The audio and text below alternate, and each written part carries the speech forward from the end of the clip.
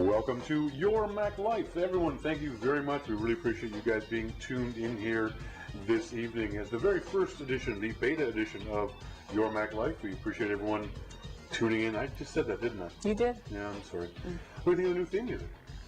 That's for us? That's for us. That's pretty cool. That's not too shabby. That's out from our buddy Digital Drew, Andrew Takuda, who's actually going to be on the show in about 3 weeks so that we can talk about how he creates stuff using his Macintosh, how he creates music and sound and all those kind of cool stuff. So he'll be on a little bit later. Everyone, my name is Sean King, and there's my co-host, Sly. Hi, everybody. Oh, and please excuse my voice. I'm still recovering from being sick. Yeah, no kidding. We were all sick after Expo. It's amazing how many people just were feeling really crappy after Macworld Expo. Hey, folks, this is Sean King. Thank you guys very much for joining me here on the 20th anniversary of Macintosh podcasting. That was the original Your Mac Life show. It wasn't the original show 20 years ago. That was the show that Sly and I did after Macworld Expo 2001, I believe it was, Sly. Correct me if I'm wrong. When we changed from Mac Show Live to Your Mac Life. And we'll get into that a little bit later on. I want to say thanks, first of all, to everyone who, on Facebook, on Twitter, on email, people who I haven't heard from ever or heard from in years have said congratulations and good job on the 20th anniversary. Today is the 20th anniversary of Mac broadcasting in general, and specifically me starting a audio thing on the interwebs. And this is show number 1,000. This is for Maurice. I'm saying 1,000 because I skipped. Last week's was 925. This week's is 1,000. Yeah, I skipped a few. If Chuck Joyner can say he's done 14,000 shows, bullshit. I can say I've done 1,000. So there we go. This is show number 1,000. On tonight's show, we are going to be giving away. We're going to be doing the origin story of Your Mac Life. We're going to talk about why this happened, why I started this 20 years ago today, how that came about, some of the stories and things that have happened over the previous 20 years. We're also going to be giving away 45 different prizes from 16 great companies. The guys at Pad and Quill are giving stuff away, along with Boinx Software, TidBITS and Take Control Books, Tom Bihn, Glovely, Smile Software, Macphun, Scottevest, Danny P, Pixelmator, Topaz Labs, Primovisto, FÖZ Designs, KYNEZ, Nifty Drives and Backblaze are all going to be giving away stuff to you on tonight's show. So you got to make sure, if you're listening in live, that you get your name into the virtual hat. On the front page of the YourMacLifeShow.com website, at the top of the page, you'll see the words Friends of YML Contest Entry Form. Now, to be clear, because I guess there's some confusion, on the left-hand side, you'll see the graphic for the show. On the right-hand side, you'll see a graphic for some banner ads. In the middle of that, it says Friends of YML Contest Entry Form. I didn't realize it wasn't big enough for a lot of folks to say. But make sure you put your name in there. And as a special thing, for the very first one I'm going to do is from our good friends at LIMAC, the Long Island Macintosh User Group. I was telling them this is my favorite coffee mug because it comes from my home province of Nova Scotia. It's a Blue Nose mug. It's got pictures of the famous Blue Nose schooner on it, and if you've ever seen a Canadian dime, the Blue Nose is on the center of the Canadian dime. So that's my favorite coffee mug, but it's too big. It's gigantic. It's a bucket. So this coffee mug is the one I use every single day. Every single day, I get up bleary-eyed and I make coffee in the Long Island Macintosh User Group limac.org mug. Thanks very much for the folks at LIMAC. So what they're doing is giving a lucky winner of the show one of those mugs and a $30 iTunes gift card, a physical card that they're going to put into the mug and mail to you. Now, you got to be in the continental United States because of various laws and rules and costs. So what we're going to do is right now, the very first entry draw, I'm just going to, not even going to look at it. I'm just going to pick a name. Oops, let me get the date received. So I'm going to scroll around here for a bit. This is going to go out to Michael Adams. Congratulations, Michael Adams in Florida, United States of America. Michael, you are our first winner of our contest. I want to make sure I get all these names right. So, Michael, let me put your name in here, and you've won the LIMAC mug from the folks at the Long Island Macintosh Group. My favorite mug, it's got to be said. Thanks very much to George and the Scott and all the gang at LIMAC for doing that for me. So again, entry forms, and then all through the show, I'll be doing that, awarding prizes to folks. So, as I've often joked, let me get the volume turned up here. As I've often joked, I was born a poor black child. it was mostly true. We're not going to go that far back, but we will go far enough back that back in, I want to say it was 1992, 93, I was a Macintosh consultant. And remember, this was, as we found out last week, 2 years after the internet, after the World Wide Web, not the internet, but the World Wide Web was turned on. And so my idea was to talk to Mac users and help them get on this new World Wide Web thing. And Sly remembers this. I'd go to our version of Best Buy here in Canada is Future Shop. And this was before Best Buy bought Future Shop. But back then it was just Future Shop. And they sold Macs. They were like Sears. They didn't sell them very well. They didn't do a very good job of selling them.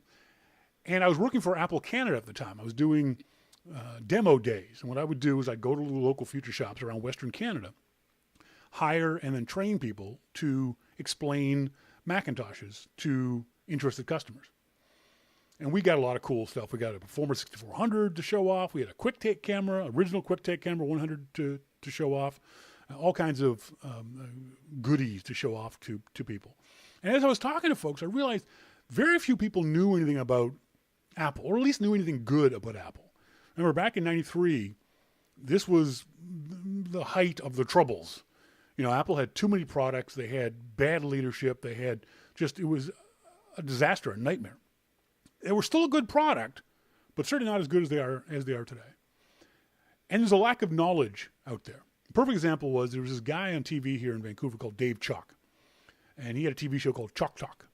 And it was, unless you knew the background of it, it was supposedly a consumer-friendly show to talk about technology.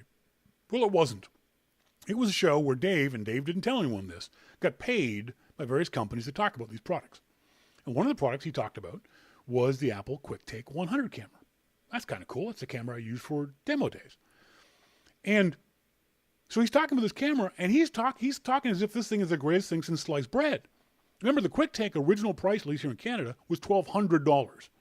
You could buy a darn good DSLR camera at that time, and a scanner, and take much better pictures than any QuickTake camera ever took. QuickTake cameras were crap. They were cool, but they weren't very good cameras. So it got me to thinking, how are people finding out information about Apple? Not non-biased information, but at least good news about Apple. And there were no resources. There was just no one out there was doing this. And she's still around, but there was often a show I'd listen to on local radio, Kim Commando. She was syndicated. I'd listen to her show and would just want to claw my ears off because it was 95% of it was tech support. And tech support, which is one of the reasons why we don't very often do it on the show, tech support is boring because tech support, unless you have that same problem, I have a problem with my HP printer and the drivers aren't working well. Unless you have an HP printer, the tech support segment is boring. It's not of no interest to you. So I went to the local radio stations here in Vancouver and pitched them this idea of this talk show about Apple products. And they said, quite rightly, I didn't know anything about radio at the time. Remember, I'm not a radio guy, never have been. But they wanted data. They wanted information. How many Mac users were potential listeners, the time frame, all that kind of stuff. I didn't know any of that stuff. I didn't have the money to do market research.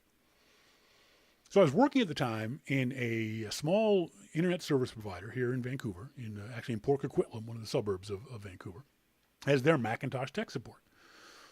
Now, first of all, there were a lot fewer Macs out there. Secondly, thanks to Adam Eng's book, The Internet Starter Kit for Mac, a lot of folks could get on the internet without any tech support need. So I pitched the owners of the ISP, I said, hey, let me do this thing, a website, tips and tricks of how to do, so that way you don't have to do very much tech support. Just point the people, here's where you can get software, that kind of stuff. And there was another guy there, the Unix guy. Now, Adam Clark was the original co-host of the show, but he was a Unix guy before being a Unix guy was cool. You know what I mean? He was a hardcore Unix guy. But he was also an audio nerd, an audio engineer. And the ISP had a little tiny real audio studio, not lowercase real, lowercase audio. It was the software Real Audio. And this ISP was well ahead of its time. They had a studio where people would come in and do their own little radio shows and broadcast them to the internet. Now, most of the shows there was one lady who was doing a show about hair products and beauty products and fingernail polish, things like that. There was another self-help guru kind of guy. And I thought, well, I could do this. And I mentioned it to Adam. He said, yeah, I can be your audio guy. I don't know anything about Macs, but I can be your audio guy. Okay, well, let's do it. And they had a hole in their schedule on Saturday afternoons from 2 to 3 p.m. So that's when we started. March 19th, 1994, Saturday, 2 p.m. Pacific time. And the idea was to broadcast this using Real Audio, capture the recording, post the recording on the ISP's website, and then send a link to it to all their Macintosh customers. Hey, here's what's new in Mac this week. And back in those days, part of the news was, here's the newest updated virus definitions for your virus software. Here's a cool website to go look at. Here's a tip for your Macintosh. There's a new version of the system software, 7.1235, whatever it might be. So that's what it was. And Adam and I did that for about 6 months. And then one day, I get an email from somebody. And the email is from this guy who says, I don't remember what it was, but it was basically saying, okay, I heard that, but what about this?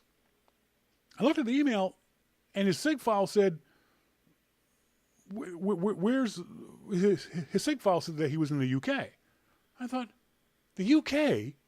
How are you listening to this? I write him back an email. How did you find out? How did you hear about the show? He said, oh, this person sent it to me. And I found out that person was a customer of the ISP who sent this off to her brother or friend or whoever it was in the United Kingdom. And suddenly this light bulb goes off in my head. And I thought, people around the world can listen to this. This isn't just for the people who are members of this ISP, subscribers to this ISP, customers of this ISP. Because we put it on this internet thing, on this World Wide Web thing, anybody who has access to the World Wide Web can also tune into this show. Oh my God! That was literally just so mind-blowing to me. I completely forgot about the idea of doing it for local radio. Because local radio only gets local radio. In other words, you only get listeners who are in the physical reach of the radio antenna, of the radio waves.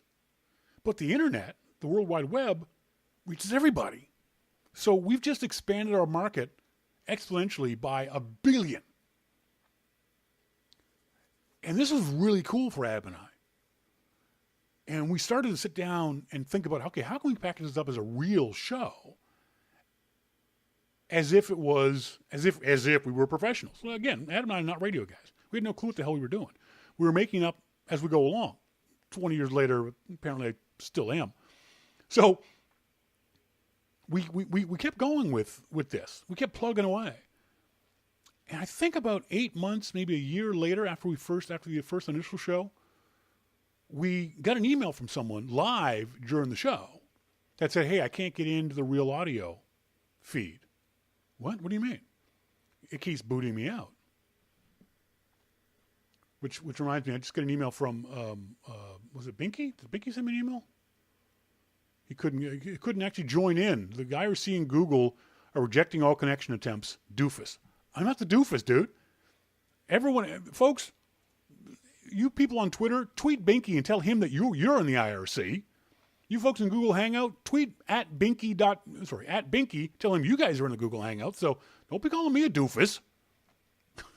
All right, it's because we took a break. Let's do another prize draw. Whenever I take a break, I'm going to do a prize draw. Get that folder again. All right. I'm just going to look away. I'm not going to get you guys go to yell stop right now. I'm just going to look away and scroll around until I come up with a name. Dean Madison. Dean Madison, congratulations. You have won. Let me get you a copy address. Dean Madison, what have you won? The next thing in my list, Dean, you've won a Pad and Quill little pocket book for the iPhone 5 or 5S. Thank you very much, Dean, for you are a subscriber to Your Mac Life. I certainly appreciate you being a subscriber. Let me make sure I get your email correct in there.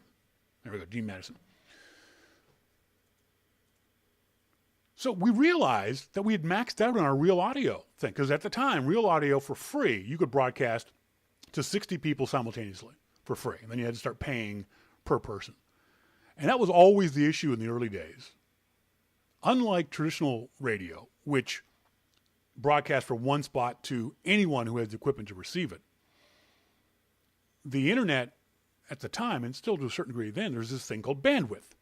That the more people who want to access your information, it can cost you exponentially more money. And we were afraid of going to because Real Audio was charging per person. And we had no idea, was there 61 people who wanted to listen? Or were there 601 people who wanted to listen? Were there 6,000 people who wanted to listen? We had no idea. So we couldn't buy, because we weren't making any money. So I explained this to the audience. I said, folks, this is the reason why you can't get in. And someone sent me an email and said, well, what you could do is get advertisers and sponsors. And Adam and I were both like, what? People would pay us to do this? Nah, that's not going to happen. No one's going to pay us to do this. Remember, my idea was to get customers for my consulting company. People would hear that we knew what we were talking about, then would call us up and hire us to come to their house and fix their Macintosh, or come to their office, or whatever it was. Never crossed our minds that people would might want to sponsor or advertise. So someone said, well, companies will give you stuff to give away. What? Really? That's stupid. Why would they do that? The naivete of Adam and I. And so I sent an email off to a company, Adobe. I'd gotten an email from Adobe. I wrote back, and I literally, the email was apologetic. I'm very sorry for bothering you, but I do this radio show, this podcast, and it wasn't a podcast, this radio thing, and could you send us some prizes to give away? Week later, this box shows up, and the box is full of Adobe hats and Adobe mouse pads and Adobe software. They were giving away Photoshop. This might have been Photoshop 1 or 2 or 3. But back in the day, for you youngsters, you don't realize this, Adobe was giving away Photoshop. Every time you bought a scanner, you got a copy of Photoshop along with it. They were just giving Photoshop away to anybody. Adobe coffee mugs, all that kind of stuff. So it was like, cool, we can give this stuff away. So we tell the audience the next week, all right, we've got some Adobe stuff to give away. Just do this. Send us an email, blah, blah. So people would send us emails, and we'd get their address, and we went down to the post office, and here's an Adobe hat or a mouse pad, whatever it might be. And the post office guys, rightfully so, because that's what they do, said, okay, that'll be X number of dollars. We were like, what? I just want to mail this thing. We were just thinking you'd put a 35-cent stamp on it and send it off. These things were costing us like $10 to send in Canada and $20 to send to the U.S. It was like, we can't afford that. We can't do that. So the next time we started asking for prize, we said, no, you keep the prize. To this day is what we do. You keep the prize. I'll send you the address of the person, and you send the prize. Don't send it to me, and have to have me FedEx it or mail it to somebody. That's just dumb. That's just wasting my money. So look, we went on like this for, I think, about a year, 2 years. And then the next thing we did, before that, this is probably, again, March 19th, 1994. By April, Adam and I were enjoying this. I loved Adam. He was a great guy. He was a complete Macintosh novice. So he was a great person. And I've always had these people on the show, novices who would ask questions and would sort of make sure I wasn't being too technical. I think it's one of the things I'm always proud about the show is that we're not a geek show. We're not a techie show. Never have been. Never want to be. Never wanted to be. But Adam was there to say, Sean, I don't understand what that means. Explain that. And I would go, okay, yeah, I'm doing geek speak or Mac speak. And explain things to him. So April 19th, let's say. Adam and I, now remember, we live in Vancouver, British Columbia, Canada, which from now, about end of March to October is one of the most beautiful cities in the world when the sun is shining. It is gorgeous. The other flip side of that is when it's raining, it's drab and dreary. It can rain for long periods of time. But both Ab and I were thinking, you know what? We don't want to be here in the studio on Saturday afternoons through the summer, through the spring and summer in Vancouver. So what else are we going to do? All right, well, let's look at the calendar. We couldn't do the show on Monday nights. Well, we couldn't do it during the day, the same time, 2 o'clock, because Adam and I both had real jobs. So we couldn't do it during the day. Well, let's do it around supper time, around 5:30, 5 o'clock, 5:30, 6. Okay. What day? Mondays? Nope. Monday Night Football. Can't do it Mondays. All right. Tuesdays. I think Star Trek was on Tuesdays, so we couldn't do it on Tuesdays. Thursdays was Friends. We couldn't do it Thursdays. Friday, we're not doing it on Friday night. That's just stupid. Couldn't do it on Sunday night. I think because it was just Sunday night. That's how and why the show was on Wednesdays. Because at the time, there was literally nothing on TV on Wednesdays that we wanted to watch. That's why, for the past 20 years, the show has been on Wednesday nights, except for that first month. It was because there was nothing on TV. So we kept going like that for a while. And then I think we both at the same time got laid off from the ISP.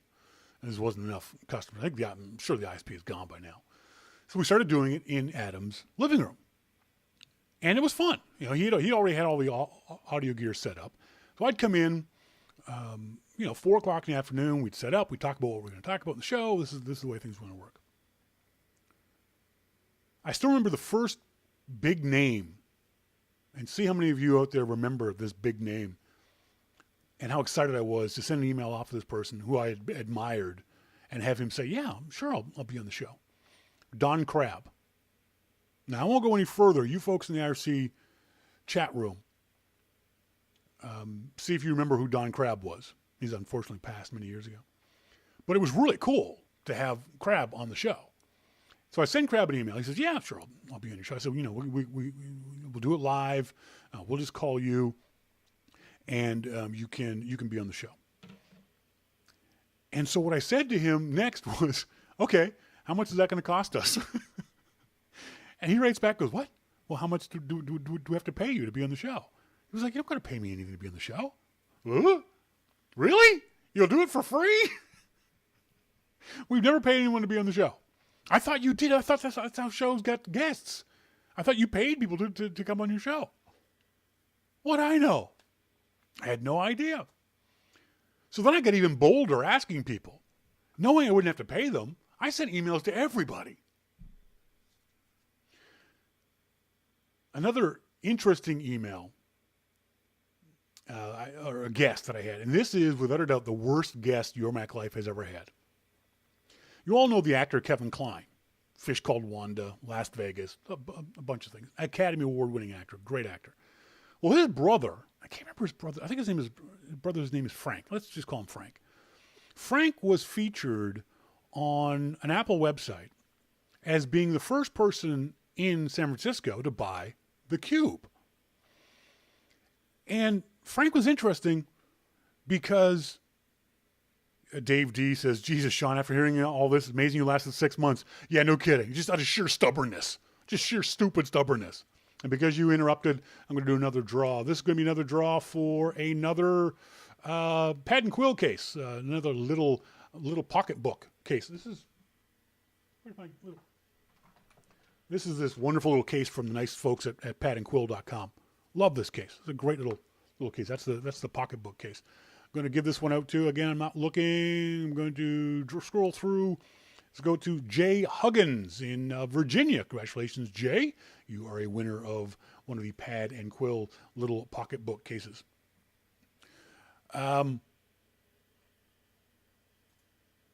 So, sent an email to Frank. Oh, the other thing that was cool about Frank was that Frank was a private detective, a real private eye in San Francisco. And if you're a fan of the genre, you'll know that San Francisco is famous for Chandler. What the hell is the guy's name? Hard-boiled detective writer. Raymond Chandler, who wrote the Sam Spade series of books. Sam Spade's a character that Humphrey Bogart played in Maltese Falcon. And so the idea of being a private eye in San Francisco is kind of cool. Call this guy up, say, could you be on the show, talk about the Cube, why you bought it, how you're using it in your business, and talk about being a private detective in San Francisco. Okay. So we call him up. Hey, Mr. Klein, thank you very much for doing this. I really appreciate it. You're welcome, he says. So tell us a little bit about why you bought the Cube. I thought it looked nice. I'm sorry, what was that? I thought it looked nice. Okay, how are you using the Cube? To run my business. Oh my God. This interview felt like it went on for 3 hours. With this guy giving me one-word answers to the questions. Now, I'm generally thought of, and certainly by myself, as being a good interviewer. This guy was torturous. I could not drag answers out of him. It was awful. Absolutely awful. So after 10 minutes, I'm like, I got to cut this guy off. I can't do this. Mr. Klein, thank you very much for doing this. I really appreciate you being on the show. You're welcome. And I sit back without thinking. And what I'd done every time before was I waited until Adam, and Adam was sitting next to me, until Adam said the words, "We're out," which meant microphones were down, guests had been hung up on. I sit back and I say, "Oh my God, that was the worst interview I've ever done." And I hear Frank in the voice say, "Thanks for having me, Sean." And click, and he hangs up. Oh my God, I'm so sorry. I'm so sorry, Mr. Klein. In that time frame, the best interview I ever did was with you Seinfeld fans out there. If you watch Seinfeld, you know there's a character played by, I wish I could remember these guys' names. Cosmo Kramer, the guy who played Kramer. Michael, somebody or other, Michael. He played Kramer. Did you know that the characters on Seinfeld are all based on real people? Larry David and Michael Richards. Thanks, Bill Reynolds. Michael Richards played the character of Cosmo Kramer. Everyone on the show was based on people that Larry David and Jerry Seinfeld knew in real life. Well, I found this out. There's this guy named Kenny Kramer who the Cosmo character was based on. And he was a Mac user. I don't remember how I found out he was a Mac user. I email him, "Hey, Mr. Kramer, could you be on our show?" "Sure, I'd love to." Kenny Kramer is screamingly funny. Very, very funny guy. He actually, and the show affected Kramer's life, and Kramer affected the show. Remember, if you watch the show, the Jay Peterman reality tour? Well, they stole that from Kenny Kramer because he was doing the Seinfeld reality tour. And I think he still might be doing it, kennykramer.com. What he was doing at the time was on Saturday afternoons, people would pay him to take them on a bus around New York City to all the locations, the diner and the apartment building and that kind of stuff. And you go to the Soup Nazi and get soup. And I asked him, this is one of the reasons why Kenny Kramer was so funny. I said, "So tell us the story of the Soup Nazi." He said, Sean, we don't call him the Soup Nazi. That's not very nice to say." "Oh, I'm sorry. What do you call him?" "We call him the Soup Rat Bastard." And it was just like, so we're talking. And if you've ever seen a picture of Kenny Kramer, he looks like he's homeless. Okay. Without the Jim Dalrymple beard, he looks like he's homeless. And so I talked to him about something. I don't remember what came up, but Kenny said something along the lines of I could be gay. And I don't know why this came up, but this is the kind of conversation you have with Kenny Kramer. And I said, "Really, Kenny?" He said, "Yeah, I've got a large gay audience. I've got a great fashion sense." He doesn't. He said, I'm a handsome, good-looking man. And he said, and I quote, and if you have children listening, plug their ears right now. He said, if it weren't for all the sucking, I could be gay. I'm like, oh my God! Now, the best thing is, just like now, there's about a 10-second delay from when I say something or a guest says something and you folks in the IRC channel see it or hear it. And I look down at the IRC channel and I'm counting off in my head, 10, 9, 8, 7, 6. And the IRC channel just explodes. People just go, oh my God, did he just say? Kenny Kramer was screamingly funny. He was such a funny guy. Loved. He actually ran for mayor of New York City at some point. Let's do another prize draw. Boinx Software is giving away 3 pieces of software. iStop Motion for the Mac, Photo Magico, and Boinx TV. We're going to do a contest draw for that software right now. So they're going to win. This goes out to Phil Paxman. Phil is in Ohio. Phil, thank you very much for entering our contest. You won a copy of iStop Motion for the Mac from the nice folks at Boinx Software over there in Germany. So that's what we were doing. Adam and I were just sitting around doing the show and having a lot of fun. Now, normally, I would show up at Adam's house at around 4 o'clock in the afternoon. Show was at 5:30. I always brought a case of beer, and Adam and I would have a couple of beers during the show. It was no big deal. Speaking of which, in honor of the occasion, I'm imbibing Bushmills Black Irish Whiskey tonight. I'm almost finished the bottle. I couldn't afford to buy beer, so I'm sucking back my last of my Irish whiskey. Excuse me. God, that's good stuff. Oh, man, that's good stuff. One day, and I don't remember why, one day I showed up at Adam's house at around 1 o'clock in the afternoon with a case of beer. By 3 o'clock, the beer was gone. So Adam's girlfriend was coming over, and we called her and said, bring more beer. She brings another case of beer. By 5:30, Ab and I have each had a case. And for the Americans out there, for us, a case is 12 beer.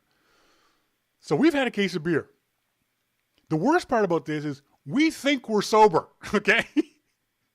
We think we're fine. So you start up the show, and boom, hey, folks, this is Your Mac Life. I'm Sean King, and that's Adam Clark. That's Adam Clark. On tonight's show, we're going to have, and that was it. That was the show. People in the IRC chat room are texting each other and us going, are Sean and Adam drunk? And we're like, no, we're not drunk. We're fine. Next day I listened to that show and went, holy crap, we were drunk. To this day, I've never had more than 1 beer a show. Never, ever, ever had more than 1 beer a show. Someone else in the show has, and we'll talk about that a little bit later. So that's how Adam and I were doing the show. Then, I don't remember, one of the things I find really interesting about all this stuff is because this stuff isn't really important to me, I don't remember a lot of the timeline. So if you know, correct me via email on air at yourmaclifeshow.com or Sean at yourmaclifeshow.com. So then someone came up, then I had this idea of, we're doing this thing, and it sounds good, because Adam's a good sound engineer. We work really well together. We think the show is entertaining. We had a certain amount of audience. I went to all the Macintosh magazines and said, hey, I'm Sean King. This is what we're doing. Would you be interested in partnering up? I would do this thing and put it on your website. And we went to macworld.com. We went to Mac Addict. This is in the days before it became the piss me off name of Mac Life magazine. There was 3 or 4 Macintosh magazines in the U.S. at the time. Mac Today was a small magazine out of Florida. And everyone said either they ignored me, which is typical. The only guy who responded was a guy named Ed Prasick at Mac Home Journal, a magazine that is no longer around. And I said, John Kalon, my wife is busting a gut laughing over this. How many drinks did Sean have over the course of a trash talk? Oh, dude, we were doing trash talk. The idea was to get drunk. We would have just stupid amounts of booze, Jay and I, over a trash talk. Interruption, so let's do another prize draw. I'm going to give the prize out. This time is to Photo Magico from, again, the folks at Boinx Software. Going to go out to Cindy Compton. Cindy Compton is in Tennessee. Cindy, thank you very much for being a subscriber to the show, or sorry, putting in a email to the show. You want a copy of Photo Magico from the folks at Boinx Software. So I sent this off to Ed Prasick, and Ed said, "Talk to me. Give me a call." Okay, I call him up, pitch him the idea. I guess he listened to a couple of shows. He said, "Yeah, okay. You know what we're going to do? We'll give you an all-expense-paid trip to New York City to attend Macworld Expo." It was the first one, I believe, in New York. Put you up in our hotel, and we'll give you a booth. You know, what do you need? I said, well, we'll need some booth space, internet access. He said, yeah, okay, we can do that. So Adam and I were like, whoa! A, we're going to New York City. B, we're going to Macworld Expo. Yay! Someone else is paying for it. Yay! So off we go. What a cool idea. They're going to pay for us to go to Macworld Expo. That's neat. And to this day, I still remember walking through the front doors of the Javits Center. And you got to remember, for you folks who aren't old timers, back in the day, you know, we're talking 96, 97. If you walked into a computer store and picked up a box of software, you had to look for the system requirements to see if that software worked on your machine. And quite often it didn't. If you looked at a printer, you had to check to make sure that the printer had the connections that would work with your Macintosh, not a PC. Everything. You had to check. You were constantly checking. But when you walk into a Macworld Expo, even now, as small as it's gotten, when you walk into a Macworld Expo, everything in the building works with your Macintosh. That is a really interesting feeling, especially in 96. Again, when Apple's share price was down around $7. People were thinking that Sun Microsystems was going to buy Apple. So this was a big deal.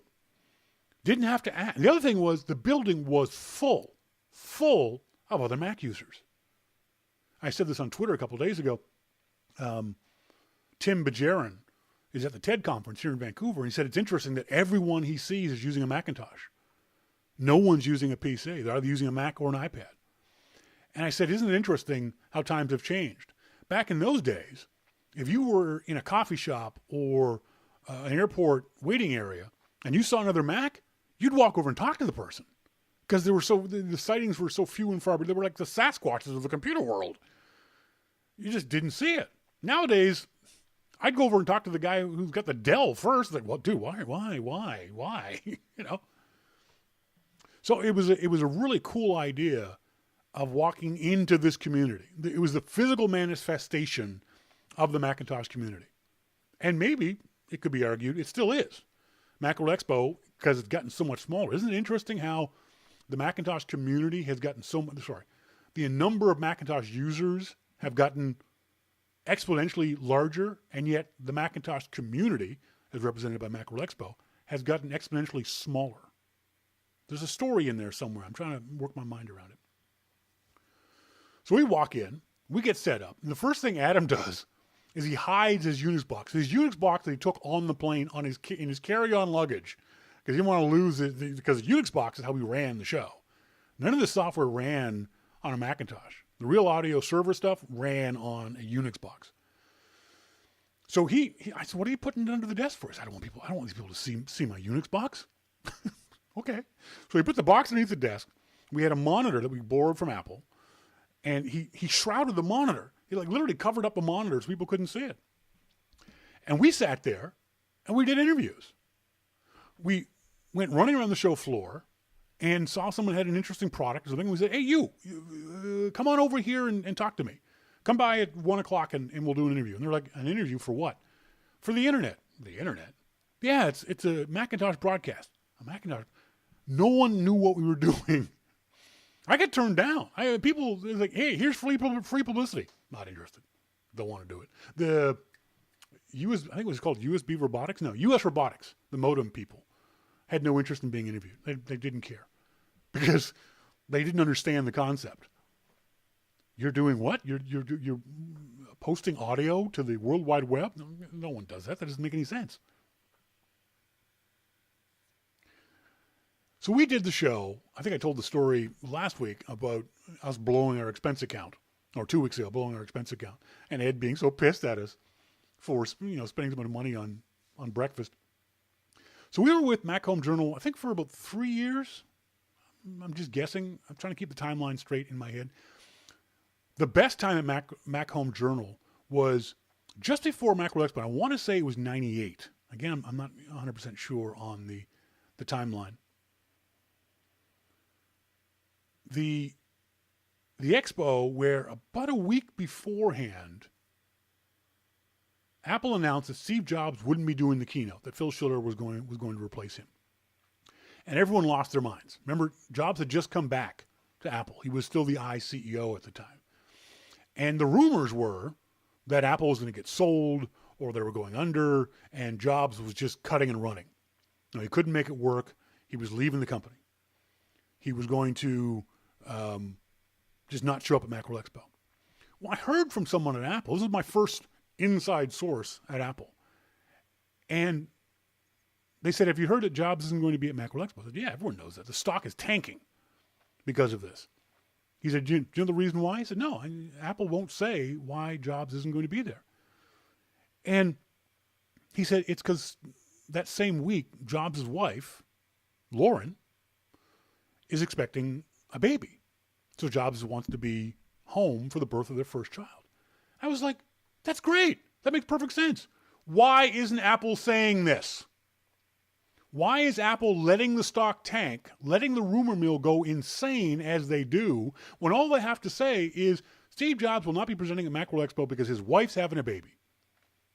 There's no big mystery to this. People have babies all the time. This was not some sort of immaculate conception. This is not a big deal. This is someone having a child. Why is Apple keeping this secret? So I said on the show, hey folks, this is the reason why Steve Jobs isn't here. And I got raked over the coals. Everybody who was anybody tore me a new one. That I was sticking my nose in Steve Jobs' private life, or that I was wrong, or that it didn't matter, or all these other kinds of things. And so I created my first and not last shitstorm in the Macintosh community. I call up Ed Prasek. I said, Ed, I'm sorry about this. He said, sorry? No, it's great. Your hits on our website have gone through the roof. Keep doing it. We like this kind of thing. That's why we brought you on, is to bring more people to our website. Oh, cool. Great. Fantastic. That's wonderful. So that was my first experience with controversy in the Macintosh community. That it does drive page views. It's something we've known. That was my first experience.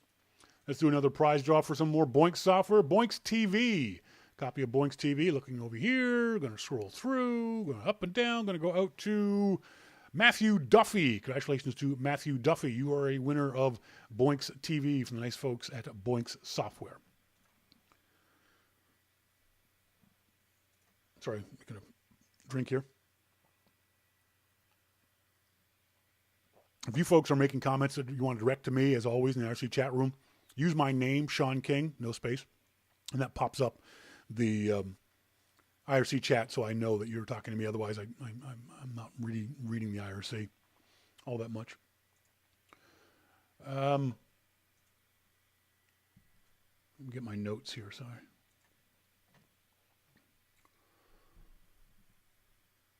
So I think that went on for, I want to say 2 or 3 years, either 2 or 3 years or 2 or 3 expos. New York, San Francisco, New York, San Francisco. And then Mac Home Journal, the magazine, just started to fall apart. The publisher of the magazine was an idiot. Ed left. He went to work for Apple in the worldwide developer area.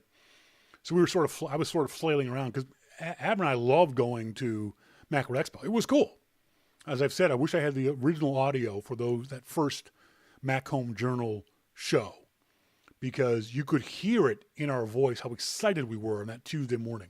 We're at Macworld Expo! Oh my God, this is amazing! And then on the following Friday, it was like, we're at Macworld Expo. We want to go home.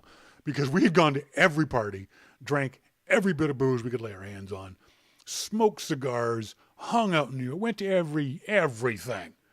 We just burned ourselves out on the fun of a Macworld Expo. So we had fun doing that. And then, so when when Mac Home Journal went away, we flailed around. And there was this news site that had turned up a few years earlier called Mac Central, run by a couple of guys in Nova Scotia, Jim Dalrymple and Stan Flack, and a guy in the States, I don't know where he lived, but Dave Moser. And they were doing some really interesting stuff. They were doing real quick tidbits of information that were great to read on the show. And I emailed Stan and said, hey, I'm from Nova Scotia too, a couple of good old Halifax boys. And what I was doing was what turned out to be the Mac Minute. Again, old timers may remember Stan, when Macworld bought Mac Central, Stan had a non-compete for 2 years, and then he turned on Mac Minute. Well, I was doing Mac Minute before Stan was. And it was an audio version of the news. And so I said to Stan, you know, this is what I did at Macworld Expos in the past. Let me do this at Macworld Expos in the future.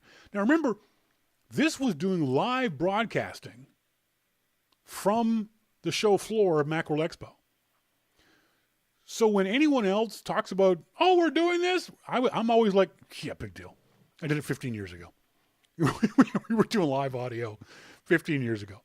And I don't think anyone even now, are they doing live video? They certainly weren't doing live video and IRC, which is something we were doing back in the day. I mean, we were throwing all the technology we possibly could. And again, remember, we were doing this over dial-up modems. So we weren't doing video over dial-up modems, but we were certainly had low bandwidth. We were doing as much as we could, taking advantage of as much of the technology as we possibly could. So Mac Central said, yeah, okay, you know, you can come to the show. And I think at this time, Adam had moved. I wasn't with Adam because Adam was never with me at Mac Central. So Adam had moved on, and I'm doing the show solo now. And as I've always said, consistently, over the past 20 years, I hate doing the show by myself. Right now, what I'm doing right now, hate doing it. Just me droning on for an hour, hour and a half, not a fan. Don't like doing this at all. I've always worked better. I've always enjoyed the show more when I've got someone to talk to, whether it's Adam or Sly, or we'll mention the other ones later on. It's always more fun for me. So anyway, so I'm with Mac Central. And that was the first year Mac Central put us in a hotel, and Monty, you'll like this story. That was probably about 10 blocks away from the Moscone Center. 10 blocks. No big deal. I can walk 10 blocks. So the first morning of Expo, Monday, you go to get your press badge, and you walk down to the Moscone Center. You get your press badge. You hang out with no. This was Sunday. We arrived on a Saturday night. Sunday morning, remember this is again before Apple retail stores, we were going to go to J&R Music in New York City, which had a huge Macintosh section. Probably the biggest Mac selection in the world at the time. So we said, we're going to go down to check out J&R Music. And so it was me and Peter Cohen and Dennis Sellers and Jim Dalrymple and Stan Flack. And I think there was at least one or two other people. Great, fantastic. So we hop on the subway, hop on buses, we go down. Oh, we look, we buy stuff. We go back to the hotel. Now, Stan said, Sean, we're going to have a Mac Central meeting. You're not officially part of Mac Central, so you're not invited. Okay, it's 2 o'clock in the afternoon. Actually, it was noon on a Sunday in New York City. I go back to the hotel. I get a message. I get a phone call from a listener. And the listener says, hey, Sean, I saw that you're in town.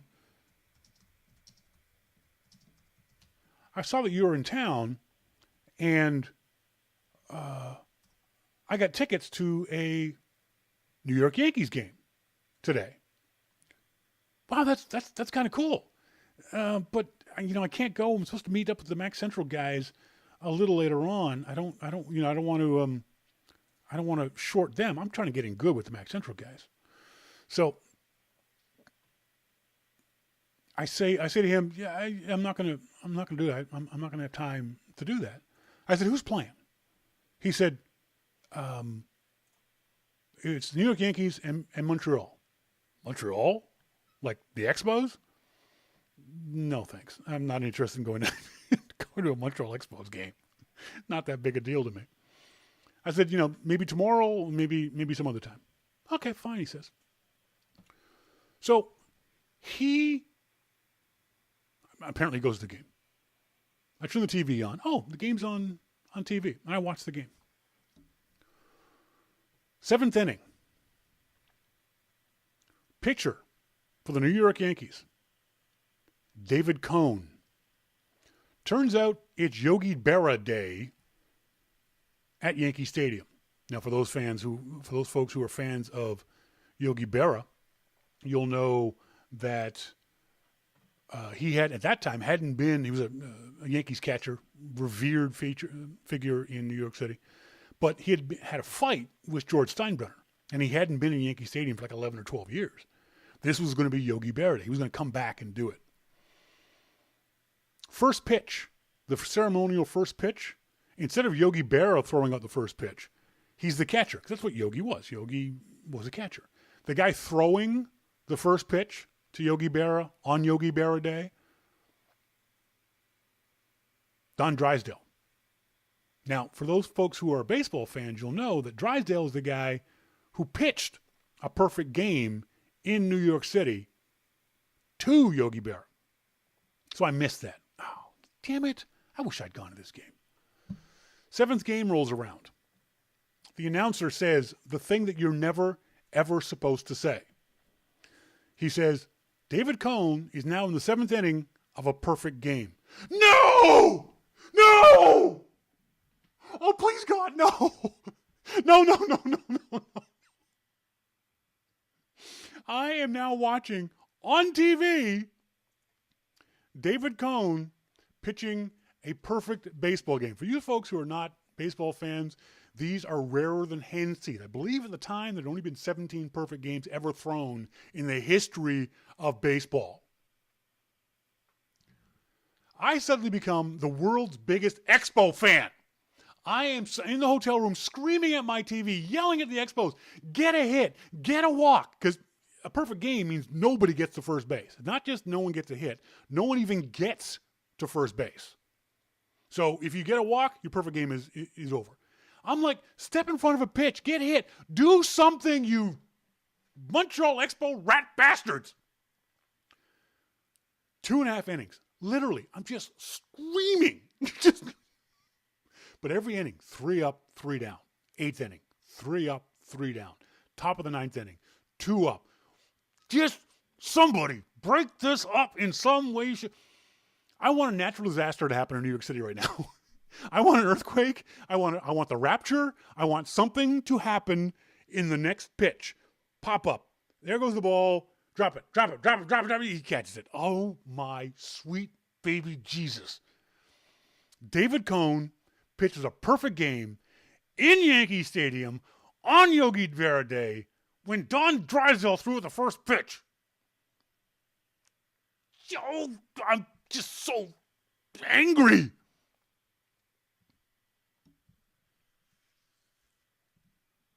Ten minutes later, my phone rings.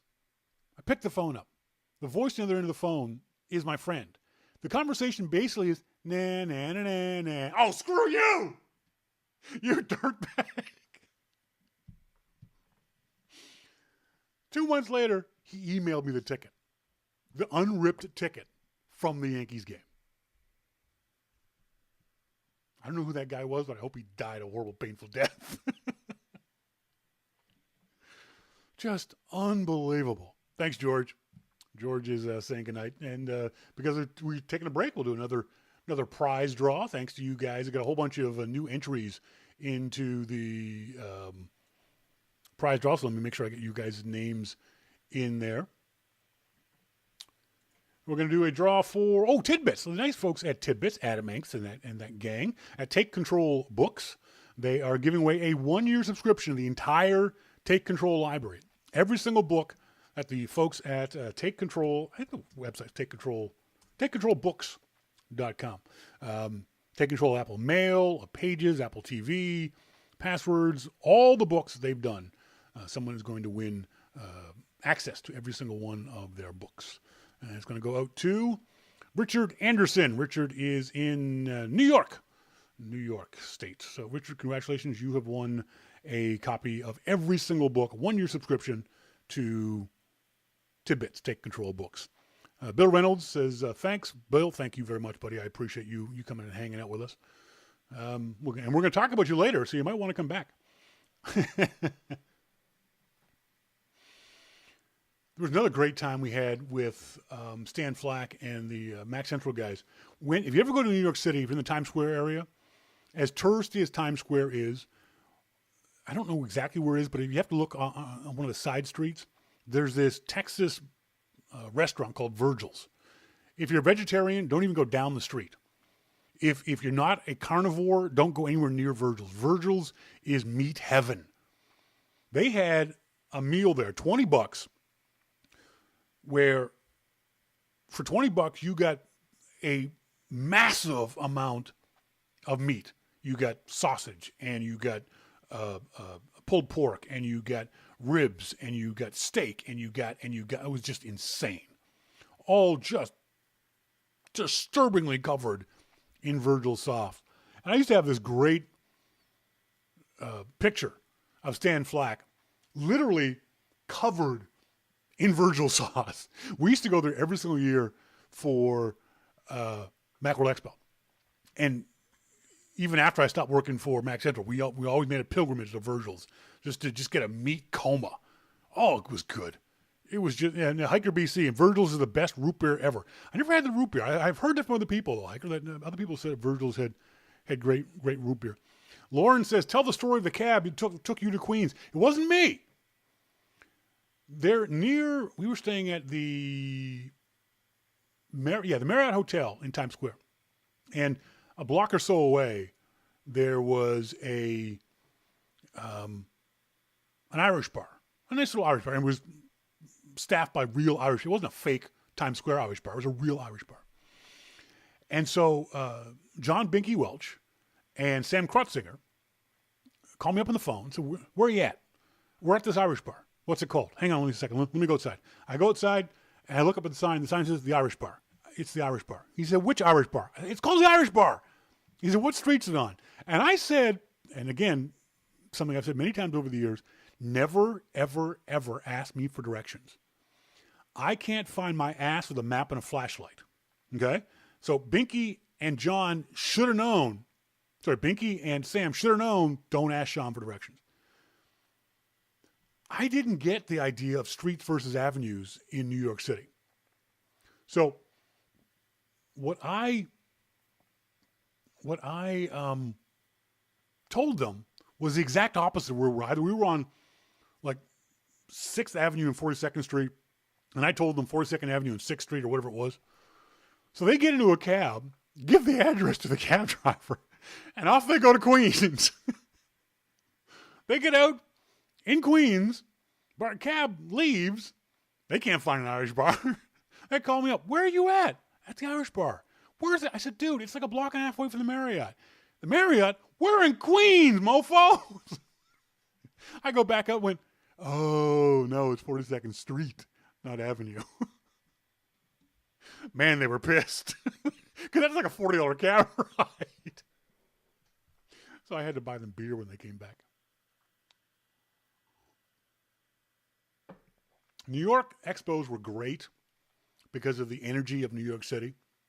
New York City vibrates. I couldn't live there for a long period of time. Lauren Finkelstein lives, I think you still live in Manhattan. And it just, there's so much going on. The visuals of New York City, the excitement of New York City, the energy is just so much that it just, after a while, it just gets to me.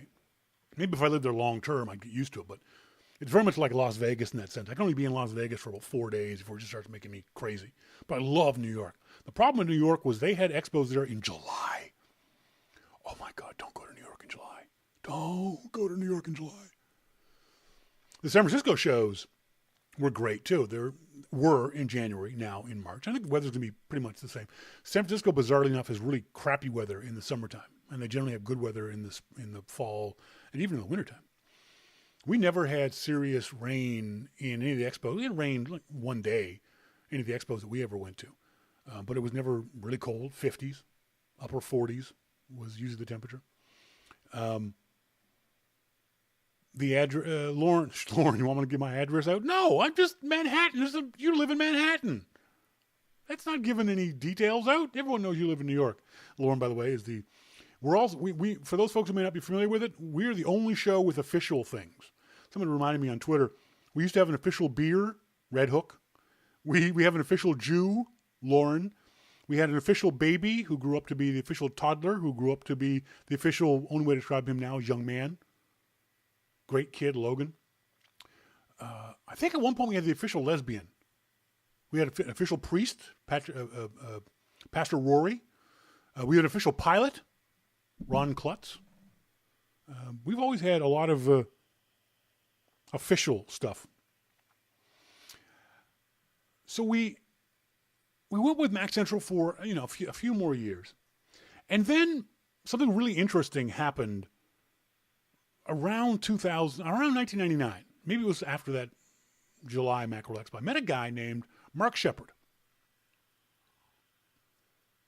And Mark was a traditional radio guy. He was a radio voice. He was a radio producer here in Vancouver. And Mark, I was introduced to him by a friend of mine who knew I was doing the show. Mark said, "Tell me about the show." And we went up to a bar. We had some beers, and I told him what the show was about. He said, "That's really interesting." He said, "I've been on radio for a while, but I want to get back into it, but not in the traditional radio. And this sounds kind of cool." So basically, Mark and I made an agreement. He would be the executive producer. I would be just the talent, which is perfect for me. And he would organize all the behind-the-scenes stuff. He hired, I think, 2 or 3 ad guys. We had 2 Juno award-winning, for those folks who aren't familiar, in Canada, our version of the Grammys is called the Junos. So these were 2 award-winning, Juno award-winning sound engineers. We had a real studio, like with the partition and all that kind of stuff. We had Neumann microphones. Oh my God. My voice has never sounded better than when I was using those Neumann microphones that John and those guys had in the studio out in White Rock. And we did the show from there, and it was certainly the best sounding. Mark really focused me on what was good and what was bad about the show. He was the first, and to this day, only person to honestly critique the show and say, this is what you do well, this is what you don't do well. Fix this, fix that kind of stuff. And the show did become a lot better. Audio-wise, it sounded fantastic. We were hitting our marks. We had commercials. We were making a lot of money. We were having a lot of fun. We were the first show to go to Macworld Expo, and this was the time when we were doing live video from the stage at Macworld Expo. No one else was. We brought a crew of 6 or 7. This is when I met Hillary. Met Hillary at a local Macintosh user group here in Vancouver. And she came up to me and said, "This thing sounds really interesting. Can I learn more about it?" And she had a great voice. She was very pretty, but she had also she had a smoky Lauren Bacall type voice. And so I invited her to be on the show because I didn't have a co-host. And like I said, I never liked doing the show without a co-host. I always like having that other person to bounce off of. And so those are the Hillary years. 1999 to, I think, 2001, somewhere around there. We went to the Apple Expo in Paris in either 99 or in 2000. Met up with a guy named Graham Cooper, who was higher up mucky muck at Apple Europe at the time. And Graham listened to the show, liked the show. Said, "Hey, come out on this cruise. We've got this Apple cruise that we're doing a thing for all the Apple resellers in Europe." Cool. We go on this cruise, and this was the best spread of food I'd ever had. Oh, it was delicious. Just amazing. We had lobster, we had steak, and we had pate. We had At the end of dinner, we go to the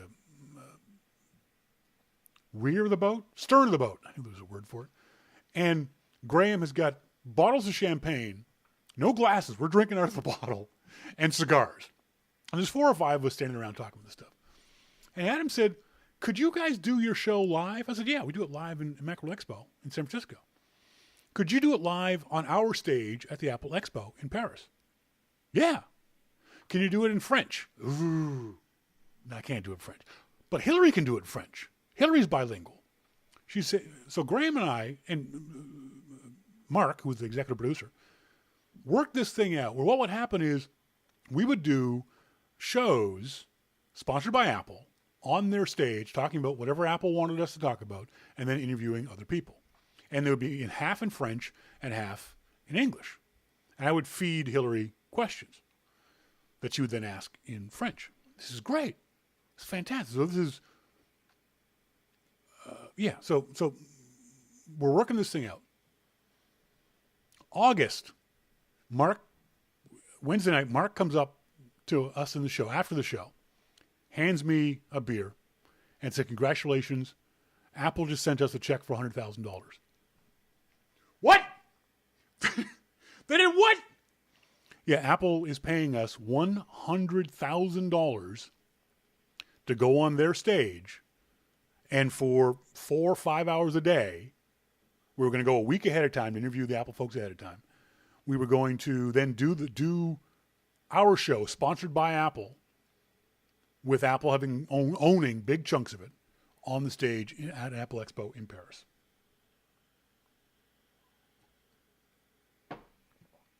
Let's take another break for a prize. We're going to give out now Tom Bihn. Thanks, folks at Tom Bihn are giving away Synapse 25 backpack. Thanks very much to tombihn.com. They make great backpacks. Going to go to Nathaniel Black. Nathaniel is in California. Thank you very much, Nathaniel. Appreciate it. You are a winner of a Synapse 25 backpack. So this was amazing. We're going to bring 7 people over to New York City. Over to Paris. Put them up in a nice hotel. Give them a wage. Going to pay them for this work. This is going to be the greatest show we've ever done. This is going to make our name. We're going to be known by everyone in the Macintosh community.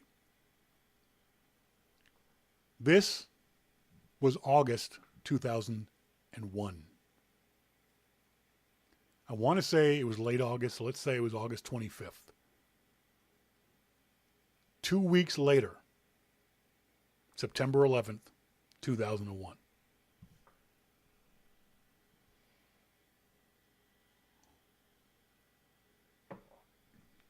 We did a show after 9/11, mostly from the point of view of, again, excuse my French, fuck you terrorists. Unfortunately, at the end of that show, we also heard from Apple. They were canceling Apple Expo in Paris. Even though the show was set for, I think, late October, people were still obviously terrified. No one was going to fly anywhere. The following January, we hear from Graham, and Graham says, someone at Apple USA, they asked for the check back. We sent the check back to them, by the way. Somebody at Apple USA found out we were doing this and spending this kind of money and said, well, why don't you just have your own staff do it? And Graham was like, because our staff aren't professional interviewers. They're not professional talkers. Graham lost that battle. And to this day, sorry, not to this day, but from that point on, Apple would do their own presentations on their own stage. We never got a chance to go back and do it. Gigantic kick in the head. Huge kick in the head. We go to, now we're at November, December 2001. Mark comes to me and says, our ad revenues are tanking. The recession, the 9/11, all that kind of stuff. People just pulled back from spending money. And I said, well, one of the reasons why is because you're still charging people $2,000 an ad.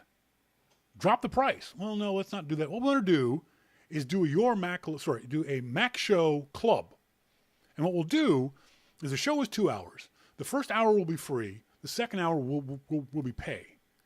Well, that seems silly. Yeah, and what we'll do is we'll charge them to be club members, and we'll sell them T-shirts and coffee mugs and mouse pads and all that kind of stuff. I said, why don't we just do that anyway? Keep the show free, but say, join our club, get a T-shirt, get a mouse pad, whatever. Come hang out with us. We'd have special dinners at Macworld Expo. And Mark and I went back and forth on this for days and weeks and months. I said, no, I'm not doing a show where half the show is a pay show. Because I know what would happen is you'd end up having the first half of the show just be fluff and saving the good stuff for the second half of the show. I didn't want to do that. I wasn't going to do that to the audience. So Mark said, I'm the executive producer. I'm going to do this. I've registered the domain names. I own the website. I own the studio. You're SOL. You're going to do this. Well, everyone who knows me knows that doesn't fly. So I said, well, I'll just leave. We got no contract with you to say I must do this show. I'll go and do a different show. He says, fine, go do that. Okay. I did. If you were paying attention to the top of the show, that was the very first version of what is now the Your Mac Life show. That was Sly and I doing that from our apartment in Vancouver after Macworld Expo. This was 2002. Now I had met a guy. I got a picture of him here. Now we're talking. I had met a guy. I'd interviewed him a couple of times, named Paul Griffin Technology, in Nashville, Tennessee. I really liked Paul. Paul was a straight shooter. Paul was a no bullshit kind of guy. Always honest. A little cagey at times, but once I learned to read him, I could read him pretty good. I met him at Macworld Expo, and I told him what was going on with this silliness of the Mac show falling apart, and I was going to do a new one. He said, well, you know what? I've always liked your show. If you want, I'll sponsor your show. And if you want, I'll pay for you to move down to Nashville, and you can do the show from our studios. Brr? Really? Yeah.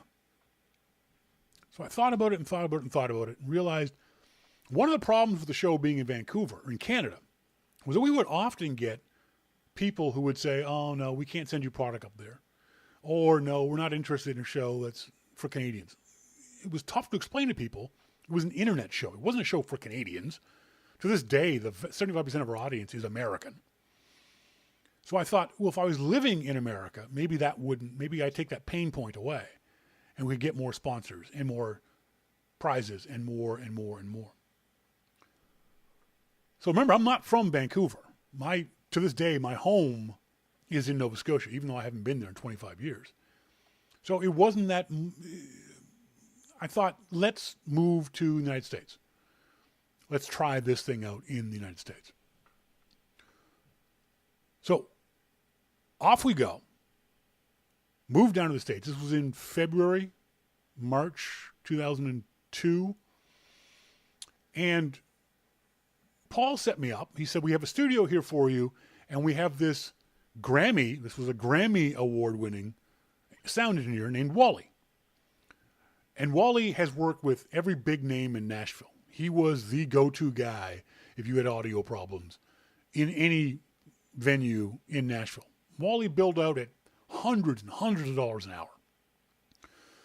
So Wally set up the rack and the compressor and all the fancy-ass audio gear. And I sat there and we did the show. I did the show from the little studio that Paul had set up for me. Well, the next thing that happened was that Wally said, hey, would you mind if this guy comes and hangs out one night? Sure. Who is he? Well, he's a guy I know. His name is, sorry.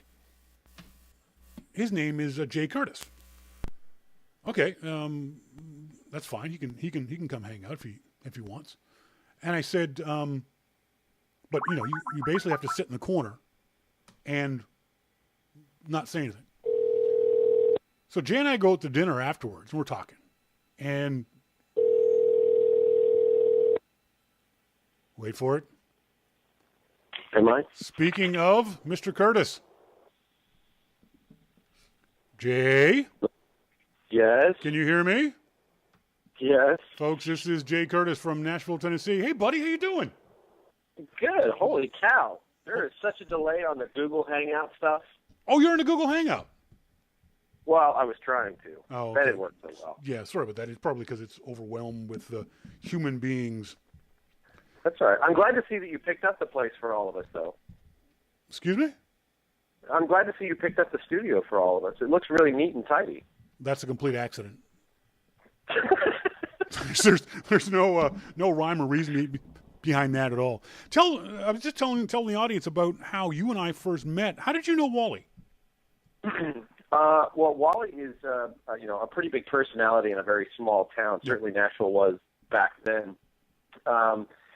And Wally was the guy that I think you said earlier. He was paid hundreds and hundreds of dollars to go out, and he was the guy that you would like paratroop in to the worst possible tours and events, and he would just fix all of the problems. Yep. And so everybody in town knew Wally, and I had met Wally a couple of times. And I think at one point I was listening to your show when I was editing late at night, and you kept mentioning this audio guy that worked there, or that worked on the show, named Wally. And I was like, holy cow, I know a guy named Wally who does audio. I wonder if it's the same guy. Yeah. So I rang up Wally and said, what are you doing? He says, I'm working on this cool radio show. Mm-hmm. And I said, really? He goes, you want to come hang out? I said, sure. He goes, you got to bring beer. That's right. That was the barrier of entry. That's always been a barrier of entry. If you want to come hang out, you got to bring beer, damn it. That's right. That's right. No, it was great, though, because all of a sudden it was this great little, it was a hangout at that point. Yeah, Because everybody would just hang out after work. Yep. Yeah, that was the thing. And I was just getting into that story. That first night, I remember vaguely you and I going to a pub and talking. And it's very rare this happens, at least for me when it comes to guys, that I click with a guy. And you and I clicked right away. Our political arguments were fantastic. You were slightly to the right Republican. Not Republican, sorry, slightly to the right conservative. I'm a freaking Canadian socialist. And so we had these wonderful arguments and discussions and just talking about life and cracking each other up. That was the thing that you and I, when we went out or on the show, we always laughed our asses off. Oh, yeah. We were always having a good time, no matter where we were, whether we were right there in Nashville, whether we were in a pub, whether we were in the studio, whether we were in New York or San Francisco or Paris, whatever it might be. We were always enjoying ourselves. But if you're not doing that, then what's the point? That's a good point. Yeah, exactly. Tell the audience about your first trip to Apple Expo in Paris. Oh God! You remember? You remember us in Atlanta? Yeah, I can tell you the highlights that I remember that I haven't blocked out, or I'm sorry, that were blacked out. Blacked out. Yeah. Right. So I remember us being in the smallest friggin' hotel room ever. No, hang on. Back up now. Remember, we flew down to Atlanta, and in Atlanta they were asking for people to get bumped off the flight. Right. It was a Friday. Right. It was a Friday night, and we waited a little while until they offered I think it was $800 and a round trip ticket anywhere in the U.S. And, well, I remember only getting $400 in cash. Yeah, so it was $800 for the two of us. Yeah, right. And then a ticket. And we thought, well, we don't got to be in Paris until the Monday of Expo, so it's no big deal. We can wait 24 hours to catch the next flight. So we do that. In the meantime, the airline then loses my luggage. So I spend the first 3 days in Paris in my sweatpants. In one of the that's not a hard stretch for you. Yeah, but it was in Paris though. I mean, it's a classy city. I didn't know. Here I am being this fat American walking around in my black sweatpants on the show floor, trying to interview people. Yeah, but the thing was, I'm pretty sure that at some point you kept the Canadian flag on your back. Oh yeah, I did. Everybody knew that you were American. I had to make sure of that. I'm not a fat American. I'm a fat Canadian, goddammit.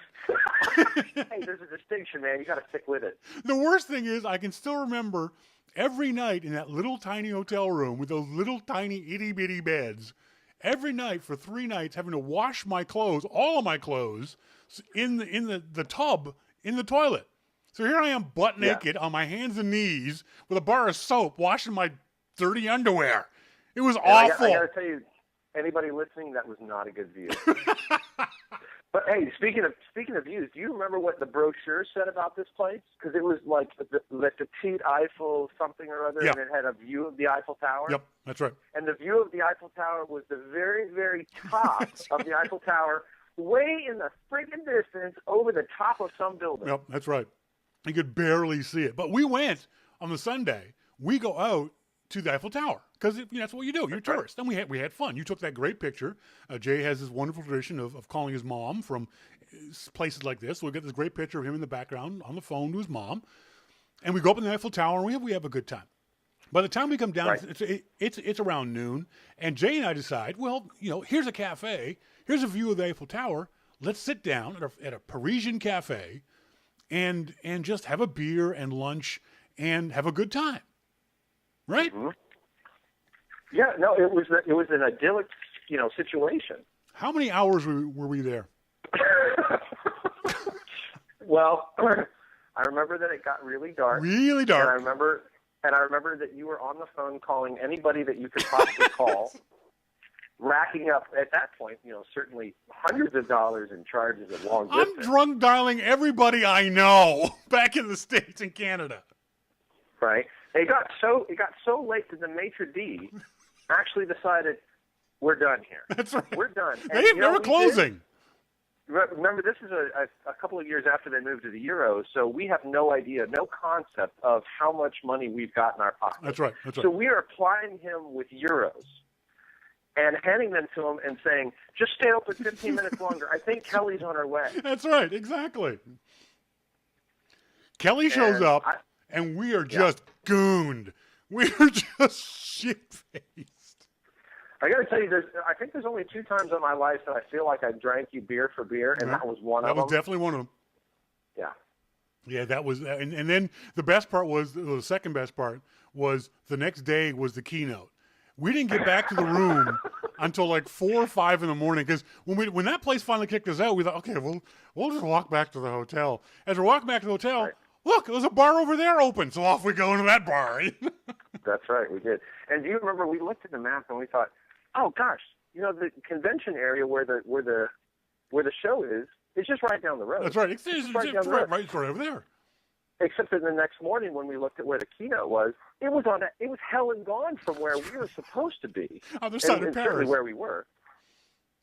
We were still on the other side of Paris. I don't know about you, but I will admit I was still drunk at that keynote. I pretty much was just sweating it out because we had to run for cabs because there was no cabs. But that afternoon we get back after the keynote. We're lying in those little tiny beds within arm's reach of each other, and you're looking over the video camera. You're looking over the video, and you show me this video, and you say, "When did you take this? What? When did you take this video?" Dude, I never touch your video camera. He said, well, there's me and Kelly in the video, so you must have shot it. I was like, I don't remember shooting video, you guys. Yeah. Well, I got to say that we paced ourselves better from, that point on. Yeah. But only barely. Only just. It was without a doubt, Jay, the most fun I've ever had doing Your Mac Life. As hard as we worked, as hard as you worked putting those amazing videos together, when we went to Apple Expos in Paris and New York and that kind of stuff, you did an incredible video work for the show and the turnaround on it. Remember when we had Paul Sonner and the other kid, I can't remember his name, helping you Marcus. That's right, Marcus Hurt. Doing video. Tool. Marcus Tool. That's right, Marcus Tool. Just doing fantastic work for us, and we just had the most fun ever doing the show at that time. And you guys were talking about earlier about uploading stuff on dial-up. That's what we were doing in New York. Yep. We were doing it in Paris. We were doing it in San Francisco later on. That's right. I mean, we were uploading fairly significant files. It would take, all night to upload one file. Yeah, we were definitely pushing the envelope. We always did, though. I mean, every time we thought of or heard about a technology that we thought would expand what we were doing with the show, we jumped right into it. I mean, we were the very first show to ever use QuickTime Broadcaster. We were the very first show to ever use video iChat. We were the very first show to ever use QuickTime 4. Apple actually called us up and said, would you guys do QuickTime 4? Because no one else is using it. I mean, we were like, no. That's right. We're using real audio. And QuickTime at the time couldn't do streaming. But Apple knew about the show and actually called me up, the guy who ran the QuickTime team, said, we're coming out with QuickTime 4 next week. Would you do your show using QuickTime 4. So we were always, as much as we possibly could, being on the...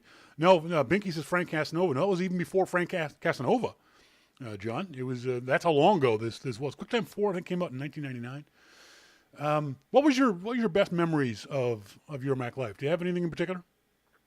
I don't have anything in particular. I think that the best memories that I have were of the camaraderie of everybody that we hung out with, certainly at trade shows, at the, on IRC chats on Wednesday nights, people that you would converse with, and I'm thinking about, Lesh and Digital Dog and some of the folks that, I haven't seen in, probably a couple of years, that you would have these great conversations with, and all of a sudden you would show up at a Macworld Expo or an Apple Expo or the last New York Expo, and there would be this person, and they would say, hey, this is my name, this is my IRC handle, and you would go, oh my God, I know so much about you. That's right.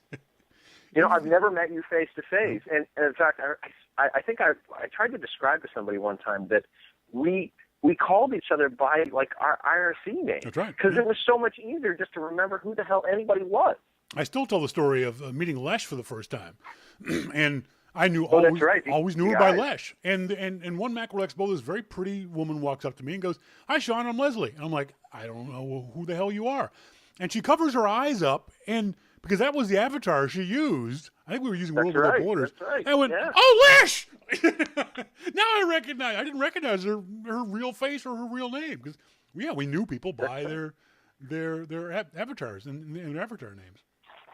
Yeah, I think that's the thing that I remember the most is how cool everybody was and how great they were to hang out with. That's the stuff that you just can't replace. And the technology and where we went and all that stuff was great, but the people that surrounded themselves in that community were the best ever. I would never tell anyone that the best part of a Macworld Expo was something that happened on the show floor.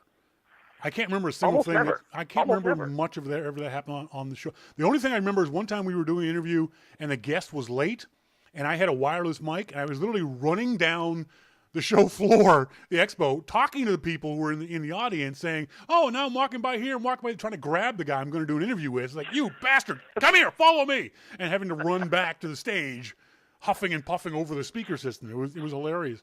Kelly is in the IRC chat room. She says, "You were calling me from the cafe. You both spent all your weeks per diem in that one day." That's the other thing about that drunken stupor we got into in Paris. We had a per diem of X number of dollars a day. We spent it all on beer in the first day. Yeah, this is not a time. This is 2002, right? So ATM cards just didn't you play so trying well. to speak French, your wonderful valiant efforts to speak French were freaking hilarious. So you remember the scenario for that, right? Yes. Go ahead, tell the story. So we get on the metro because we have to find an internet cafe because it was the only way to get online because the hotel did not have Wi-Fi. And so we take the metro, and I had practiced in my head how to say, "Do you know where such and such a road is?" Yep. And I come out of the metro, and you're behind me, and I find this woman, and she's pulling her luggage along with her, or her groceries along with her, and in the best French that I can muster, "Do you know where road such and such is?" Yep. And she turns to me and says something, and turns around immediately and walks away. And you're just standing there laughing. And do you remember what you said to me? Yes, tell them. She doesn't understand your English. That's right. That's right. Oh, my God. It was so funny. The best part of all of our trips was La Ferryville. This wonderful little restaurant just up the street from the expo location. They were Tunisian. Maybe folks may not realize that the country of Tunis in northern Africa is actually a French-speaking country. So we found this place at one expo, and they spoke little to no English. We spoke bad to little or no French. I remember very bad French. I remember going there the first time with all the Griffin guys. And the Griffin guys said, "Sean, you're Canadian, you speak French, order 4. So there's 10 people sitting around this table, long table. And so the waiter comes over to me. Actually, it wasn't the waiter. It was the lady. I'm sorry, I don't remember her name anymore, but she was the owner. she comes up to me and she's, she's asking us what we want. And I am trying to tell her in my awful junior high school Nova Scotia Acadian French, bonjour, mademoiselle. I'm making vaguely French noises. I'm not actually speaking French. I'm just making noises with a French accent. And she looks at me and says, "Your French is terrible." I'm like, "I'm so sorry." She brings over I know it's terrible. She brings over one of her kids, and her kids give us the food, basically. It was the most wonderful place. We went back there, I think, almost every single day. Mm-hmm. The next year... I posted on Twitter a little while ago that I'm actually drinking rum out of a LaFerryville mug. Tell the audience that story, because that's the best story of our time together. Oh, my gosh. So Sean and I are at this LaFerryville restaurant, and we basically... walk ourselves off the show floor every day, go sit and have a beer and have conversations with this couple. And they are the most loving, like the double kiss kind of hug you when you walk in the door kind of couple. And I asked the lady in the best French that I have, I said, "Can I buy one of these mugs from you?" And she turns around kind of offended and walks away. Meantime, and you have to understand, these are like the little espresso mugs. Yeah. And they say LaFerryville on the side, and they're very kind of ornate and very, they're little Demitasse cups, right? Yes. So Sean is finishing his espresso, and he is, with a little spoon, getting every little bit of, coffee out of there and every little bit of sugar, and he's cleaning it out with his tongue, and then he sticks it in his bag. And the lady comes back, and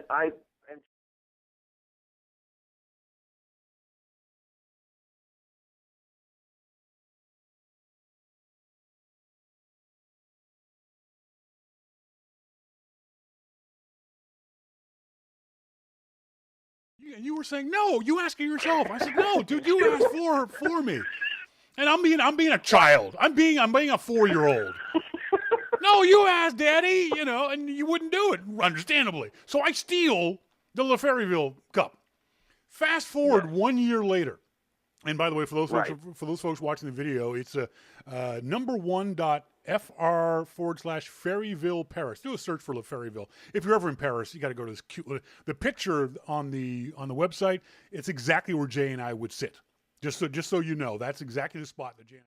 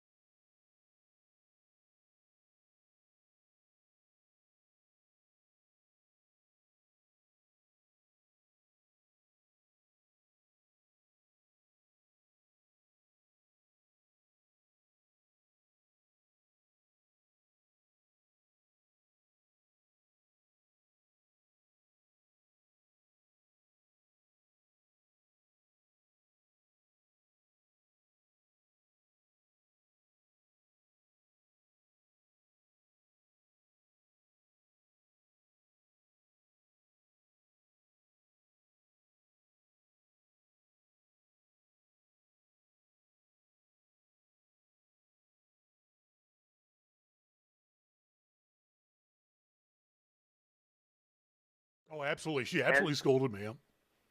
And you know what she did right after that? I don't remember if she did this for you. She brought me another cup. Mm-hmm. And did after she bring you one? She did. Oh no, I've only ever had one of those. And after and after dinner, I've got a set in my cupboard. After dinner, we asked for dessert, and I ordered creme brulee, and she wouldn't give me any dessert. It was like I was a 10-year-old being punished. She's like, "You had supper. I'm no dessert for you." She brought you creme brulee, but you wouldn't bring. Well, you remember she wouldn't let us order off the menu, though. She would lamb couscous. Yeah. What's on the menu? No, for you, lamb couscous. Oh, okay, fine. That's right. The food was great. We didn't care. Hey, Mom, what are you going to feed us today? It was the coolest place. We had so much fun in that place. Spent so much money. What are you doing now? Are you still at Griffin? I am still at Griffin. I'm rounding 10 years at Griffin. Wow. Yeah. Thanks to you, actually. That's right. I got you that gig. Well, you certainly introduced me to everybody. Exactly. I yeah. got me the gig. You got the gig. But- I'm kidding. But you started off. You started off in tech support at Griffin. What's your official job title now? I am the director of product development for all Nice. B2B and enterprise products. Good for you. So thank you. I get to dream up all the stuff that we're doing on the enterprise side. Because Griffin's been traditionally a consumer electronics company, and that's kind of the bread and butter. But there's an awful lot of crossover between what we make on the consumer side and what we sell to the enterprise channel. Sure, that makes sense. So we're inventing new stuff, and you can see a lot of it on the website. I'm really proud of. We have cool people that work there. I'm really proud of being there for as long as I have been, and I'm really grateful for, first of all, for you for introducing to me all these great folks, but just how cool everybody is, and Nashville's been a great home for I think 18 years now. You know what? Except for my time in Nova Scotia, I miss Nashville the most. I loved being in Nashville. I love the people. Southerners were great. As long as you didn't get into arguments about football, church, or guns, you were okay. As long as you stay away from those three things, you're okay. But I love the visuals of it. It's a beautiful area. You got me into riding a motorcycle. See this scar? Thanks, asshole. You're welcome. You got me into riding. The area around there was fantastic for riding a bike. The weather was great. The people were fantastic. The food. I loved being in Nashville, and the people at Griffin Technology. Hopefully, there's still a few of the old timers still there. I see Roland is still there. You're still there. Is Wally still around? Wally's not, but I'm having lunch with him this week. Oh, cool. Well, tell him I said hi, and tell him that we talked about him on the show. I will. And I think you bring up an interesting thing, which is how much other people have taught you, and how much you remember about that. I really love the way that you were able to ingratiate yourself with any group of people. I mean, that is a remarkable trait that I think that you have that not many people do. Is ingratiate really the word you wanted to use?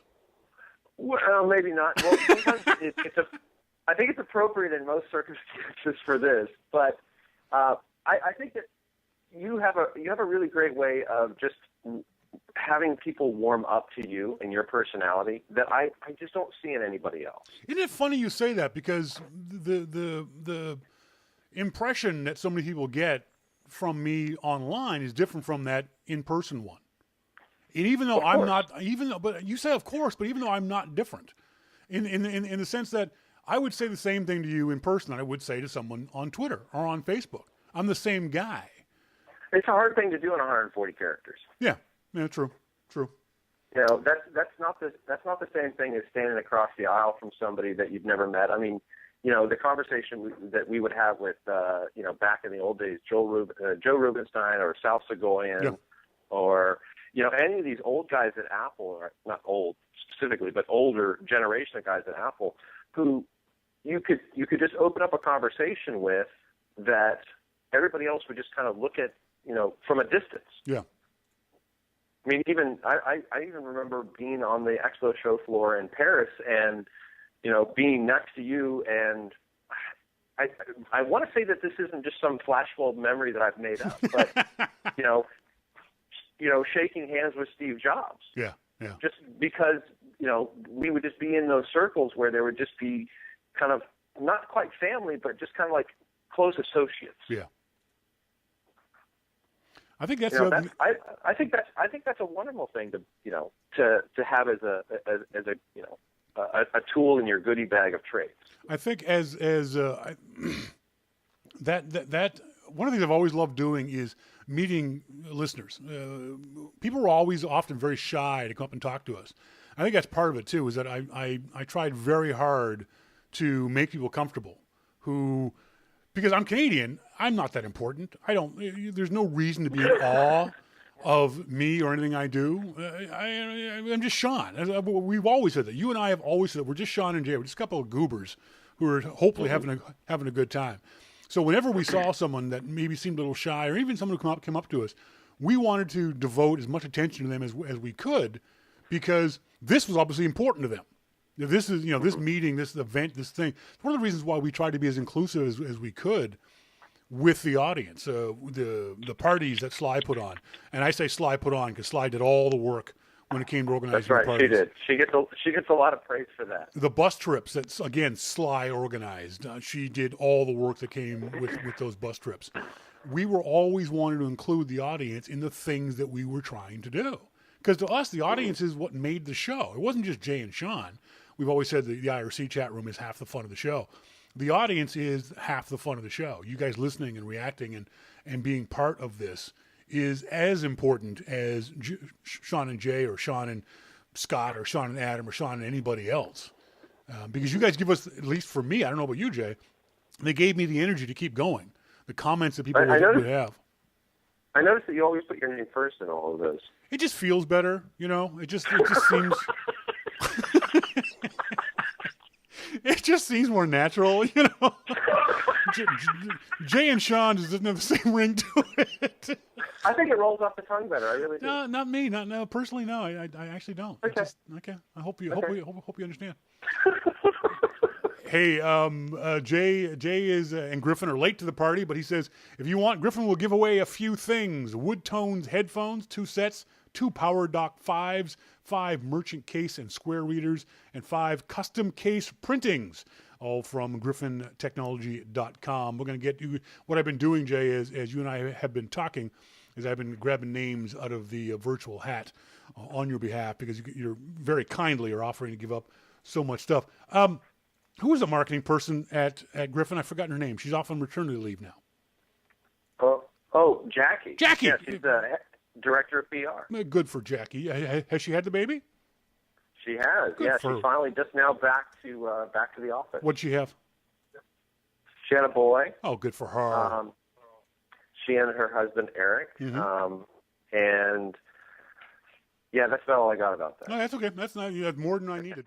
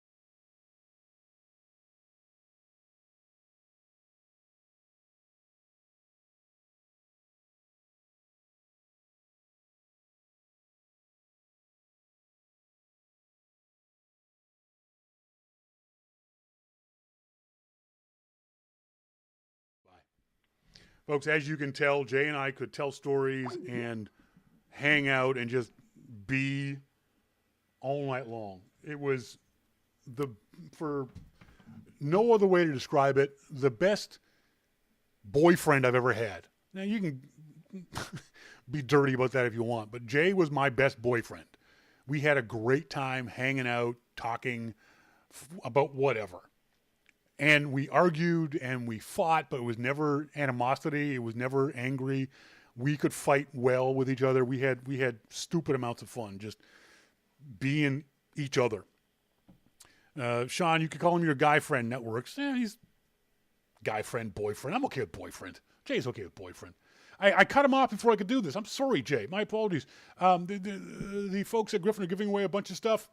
And like I said, I was grabbing names as Jay was talking. Woodtone headphones are going out to Hamang Shah. Hamang, congratulations. You won a set of Woodtone headphones from the nice folks at GriffinTechnology.com. Anthony Stevens, also a set of headphones.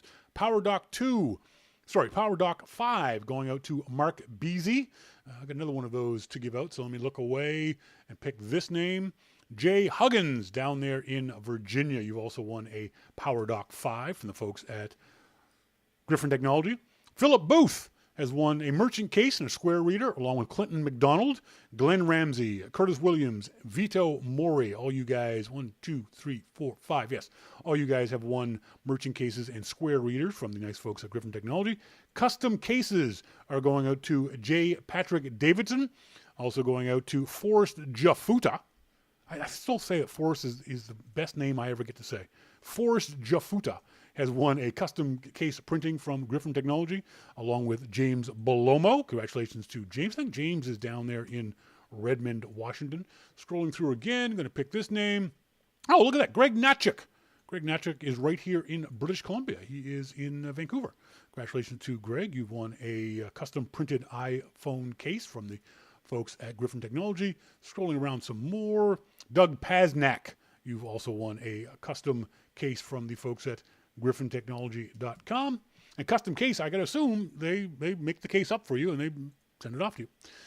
Ted Duffield in California. You've also won a custom case from the folks at GriffinTechnology.com. It's 1, 2, 3, 4, 5. Sorry, Ted. My apologies, Ted. I gave too many away. But Ted, because I've already drawn your name out of the hat, Ted, you win the next thing in our anniversary prize list.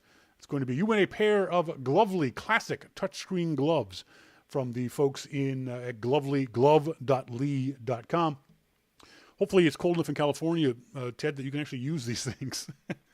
Drawing another name, going to go out to Richard Anderson. Richard is in New York State. You win a set of Glovely gloves. Scrolling. Da-da-da.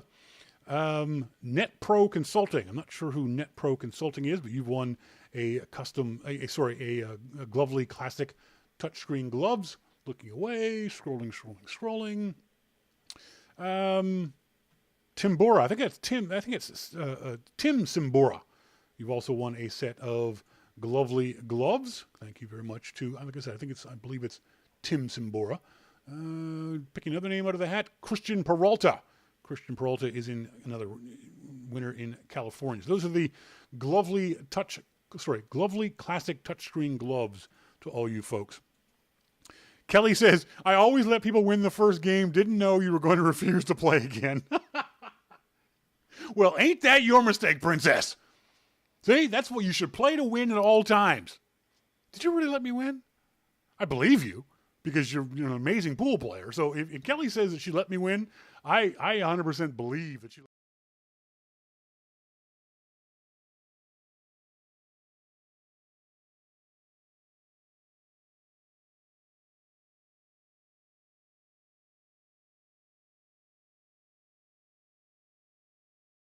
Your Mac life were with him, hanging out with him, living in Nashville, which is a great town.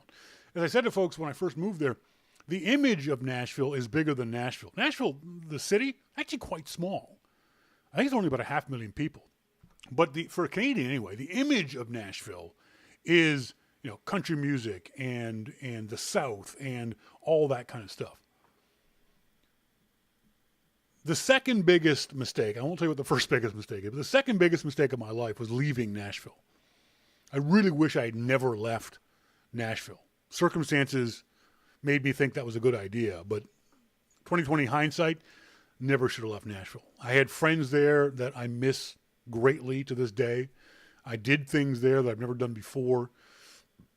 I traveled. I had fun. I absolutely 100% miss Nashville. I skipped over this accidentally. We talked earlier about Drunk Sean. Let's talk about Drunk Sly. Now, Sly is not a heavy drinker. She can hold her own, though. All right? Sly, when she gets in the mood, she's a good drinker. She's a good Canadian girl. We used to do the show in downtown Vancouver in an area called Gastown. And we did the show with a guy named Scott. And my apologies, Scott. I think it's Scott Robinson. I don't remember Scott's last name. No, it was April Robinson. Scott and April. I don't even remember who the hell April was. But we did it in an office in downtown Vancouver. And it was in a bunch of cubicles. So we were separated physically from each other. Scott was in the cubicle next to me, and Sly was up against the other wall. And so we were doing the show, and Sly did her thing in the IRC chat room like she does now, and we would have her on to do her segments. For some reason, I didn't notice how often Sly was going to the fridge to get something. Turned out it was beer. Sly was going to get beer fairly frequently, fairly often. So, time comes for Sly's segment. And folks, now, here's Sly. And I hear in my headphones, "Hi, Sly? Yes, I'm here. You okay?" "Oh, I'm fine. Let's go ahead." Sly did her segment literally drunk. There's no other way around it. She was goofy. She had I don't know how many beer. Let me assume 5, maybe 6, because she's Canadian and she's a girl who loves her beer. So I think she may have had like 6 beer. It was so goddamn funny. I wanted to keep her on the air as long as I possibly could. John Kalon says, "So Sean, why don't you go back to Nashville?" "I don't have the money. Costs money to go back to these places." With that not interruption, I'm sorry, I used that term wrong. My apologies, John. I am going to click and do another prize draw. This is going to go out to Hannah Pages, Jim Hain. Oh, sorry, that's Hain Pages. Jim Hain wins. Let me scroll through. What does he get? He gets a Smile Software. Thanks very much to the nice folks at Smile Software. A PDF pen family pack. Congratulations to Jim Hain for that. And let's do the other prize from the nice folks at smilesoftware.com. Scott Nauer. Scott is in New Mexico. So, Scott, you also win Text Expander for Mac and iOS. Congratulations to Scott for that. The most indispensable piece of software I have is Text Expander. It's just insane. But speaking of which, is Mac Genie? Mac Genie is still in the IRC chat room. Did you guys know? Smile Software, Mac Genie, one of the founders of the company. She's left the company. Oh, but she's gone and doing this really cool thing. She announced last year, App Camp for Girls. Really, really cool idea, but it got so popular that she's actually left Smile Software. She's still a founder, obviously. And she's working on App Camp for Girls full-time. Congratulations to G. McDonald. I'm very proud of you guys, and hopefully App Camp becomes huge for you folks down there in Portland, Oregon. Going through my list of things to see what else we got. Speaking of this before, Your Mac Life is Mac Broadcast. Remember, we were doing the show, and this is not me patting myself on the back, it's just serendipity. Before the word podcasting had even been invented, we were doing a Mac broadcast long before the idea of doing a podcast. And the difference is a podcast is an automatic thing. You know, if you sign up to a podcast using XML files or iTunes or Downcast, whatever it is, it automatically sends the file to you. That's the difference between doing a broadcast and doing a podcast. We were the very first show to ever be sold, very first broadcast, ever be sold on Audible.com. The next show was Ricky Gervais. Okay, that's the kind of rarefied air we were playing in. That's why we had the show on audible.com.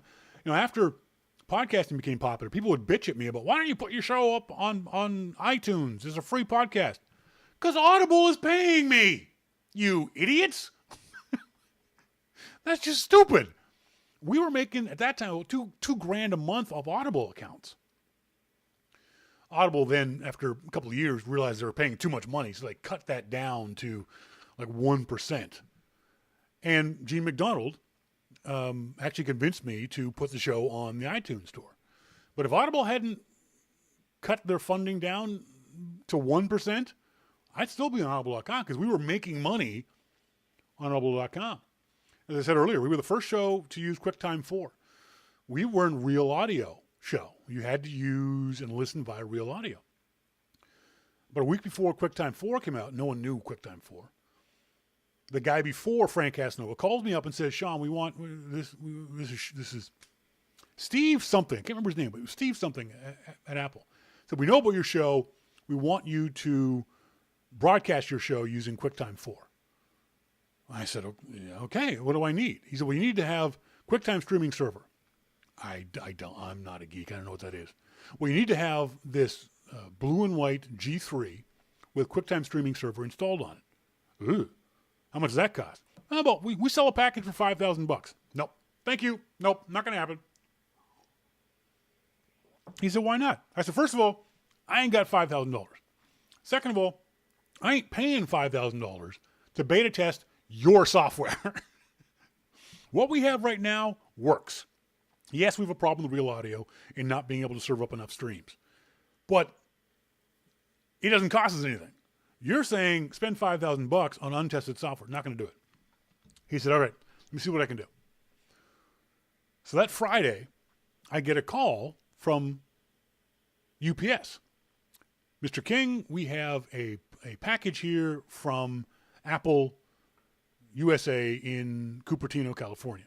Great, deliver it. We can't. Why not? Because they said the package has a value of $5,000 and you have to pay customs tax on it. Oh, no. Okay, no.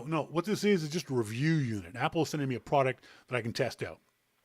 Yes, but because they put a price on it, you have to pay us $500 to get it out of customs jail. Nope, not doing that. Not paying you money to get out of customs jail. So on Wednesday night of the show, I say this to the audience. Hey, Apple announced on Monday this QuickTime 4 stuff. Sounds really cool. We have a QuickTime streaming server. I can't get it out of customs jail. I got $500. So don't bug us about it. We're not going to do it. Next day, I get an email from a guy down in the States, some guy named Jeff LaGrua. Is he still in the IRC chat room? Oh, yes, Sniper in the IRC chat room. Jeff LaGrua says, how much is that thing to get out of customs jail? I said, $500, dude. I ain't got $500. Hang on. Check your email. You've just been given $500 by Jeff LaGrua. Jeff, what? No, dude, you can't. He said, no, I want you to have it. I want you to use QuickTime so I can listen to the show. I can never get on the Real Audio stream. So I want you to do it. Dude, that is just the coolest thing in the world. Thank you. I go to my bank. I tell them, and remember, this is 1999, I want to say. I'm guesstimating. I tell my bank, hey, there's $500 in my bank account from this guy down in the States. And the bank guy says, no, there's not. What? It's not $500. I don't think Jeff's ever heard this story. And by the way, you're not getting a refund. He says, not $500. I said, what do you mean? He said he sent me $500. He said, yeah, he sent you $500 US. It's $700 Canadian. Woohoo! Score! I got an extra $200 out of this deal. I'm going to go buy beer. So literally, that's how we started doing QuickTime 4 broadcasting. We've been doing QuickTime ever since in various iterations. We were the first show to use QuickTime Broadcaster, one of those pieces of technology that, again, Apple asked us to use, and we did, and it was great, and then Apple just sort of let it die in the vine. We were the very first show to use video iChat, and then that eventually turned into FaceTime that Apple really kind of doesn't pay much attention to. first show to use internet relay chat. The first show to, I still don't hear very many podcasts doing live email and live contests. We were the first show to do tape from Macworld Expo, live from Macworld Expo on the stage. Sly, if you ever stayed at a hotel at Macworld Expo because of Your Mac Life, that was all from Sly. She arranged all that stuff. She organized all that stuff. If you ever went on a bus trip down to Cupertino to the Apple employee store, that was all Sly. I had nothing to do with that. If you ever had a free beer at a Your Mac Life party, that was all from Sly. She organized all that stuff. The band, she organized all that stuff. It was all Sly. I hope people appreciate that the show started because Sly encouraged me, and it kept going because Sly helped in ways that you guys will never know.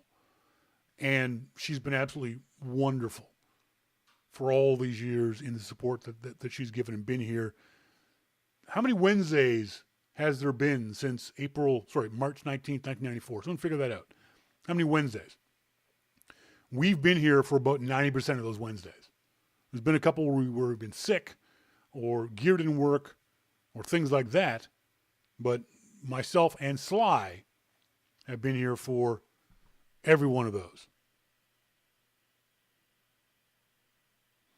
Arcsign says, Sly, I'm being honest, being uncomfortable is understandable. But you speak clearly and your voice is very pleasant to listen to. That's absolutely true, Sly. And seriously, again, having your segment of the show balances out the roughness of Sean's hyper self-assurance. Really? Hyper self-assurance? Okay.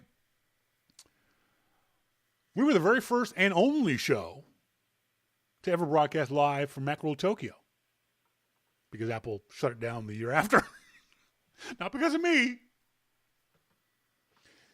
We were the first show to broadcast from Apple Expo in Paris. The first time to do a show from a cruise ship in the Mediterranean.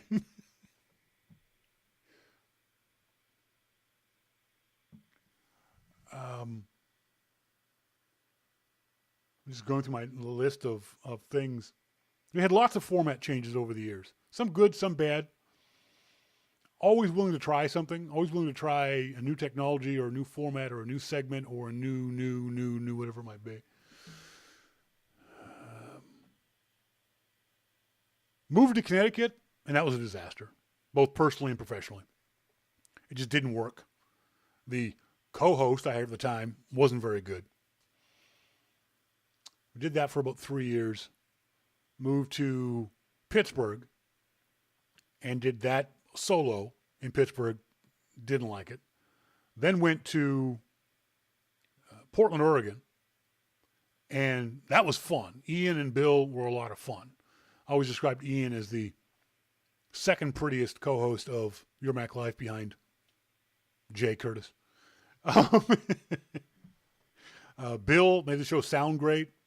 The interplay between the three of us, Bill, Ian, and myself, it's one of the reasons why I stopped doing live interviews on the show, was because we didn't need any more voices.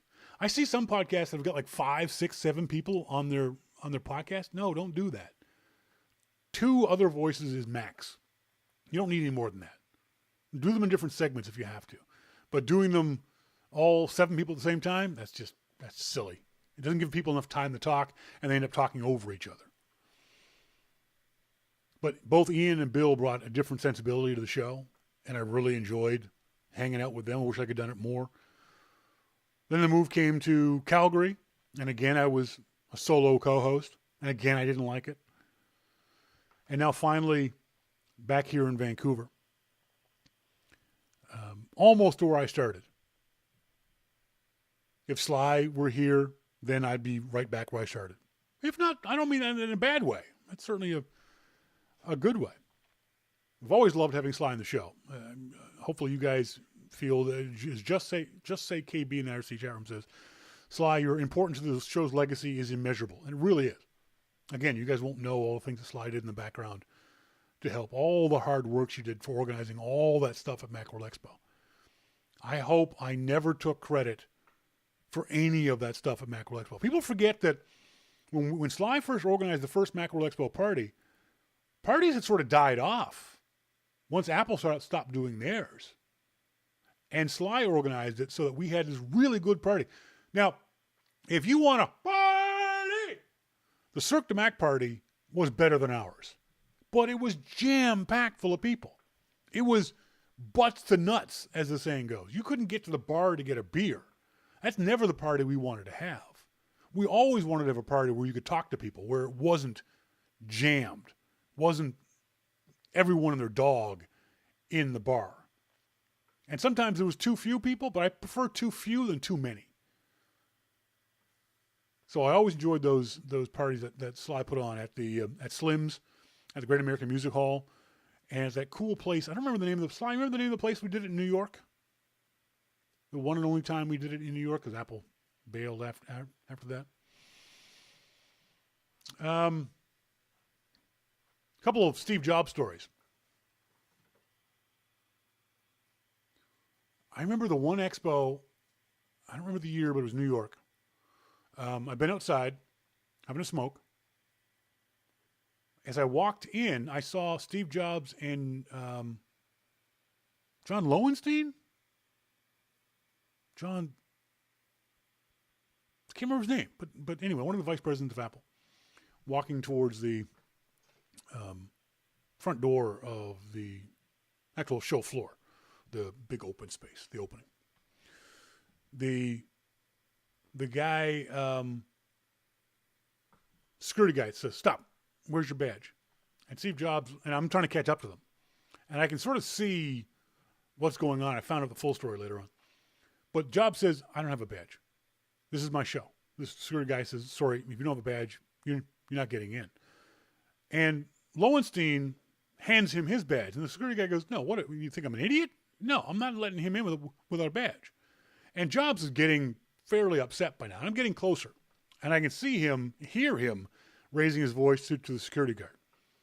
Now, the security guard is a New Yorker. He is not impressed by someone yelling at him. Steve Jobs proceeds to try and tear the security guard a new one. Basically saying, you should know who I am. This show is because of me. This is my company. Blah, blah, blah. Jobs is going on and on and on and on. And the security guard is going, "Unless you got a badge, dude, you ain't getting in." After about 5 minutes, Katie Cotton, who was Jobs' handler, and actually is Tim Cook's handler now, pulls Steve away. I found out later that Katie ran up to the office of IDG and just like grabbed a bunch of badges and came back down and said, "Here you go, Mr. Jobs." I talked to the guy who ran IDG at the time. It wasn't Paul Kent. It was someone before Paul Kent, and said, "What happened?" He told me the background of the story. And Steve Jobs came to him afterward and said, "I want that guy fired." And this guy at IDG said, "No, he did his job. I'm sorry that you weren't allowed on the show floor, but he did exactly what he was supposed to do. Stop people from going on the show floor who hadn't paid for a badge. You can't get mad at that guy. Well, he didn't know who I was. Sorry, Mr. Jobs, not everyone knows who you are." The second Steve Jobs rant I saw was him and Phil Schiller. It was on a Monday in San Francisco. I'm going down the escalators, and I can see him and Schiller walking towards the show floor. And on Monday, the show floor wasn't open. People were still putting up their booths. They walk in, and I'm, again, rushing down to catch up to them. And I turned the corner, and right around the corner was a company that I'd known about. It was called AppleWatches.com. And they had made a deal with Gil Amelio to sell Apple-branded wristwatches. And they had Apple logos on them, and some of them were cutesy. They were just cheap wristwatches, but they had Apple logo on them. And Steve Jobs starts screaming, literally screaming at this poor booth girl. It wasn't a booth babe. She was setting the booth up. She was like 20, 22 years old. "Tear this goddamn booth down. I didn't give you permission to do this. I didn't. This is all crap. I'm going to sue you." And blah, blah, blah. This poor girl is crying. Literally crying. She has no idea. She was just told to go here and set up the stuff. The owner of the company, the boss of the booth isn't around. Why is Jobs yelling at this poor girl? And Schiller is trying to pull Jobs away. Because Schiller, I don't know if he knows about the deal with Emilio or what the story was, or whether he just realized, dude, be a human being. Steve Jobs is a complete a-hole to this poor girl. Now, good Steve Jobs story. Chuck Goolsby, who is actually now a fairly big mucky-muck over there at Facebook. I think he runs their huge data center in Prineville, Oregon. Chuck Goolsby and I are walking down the street in New York City.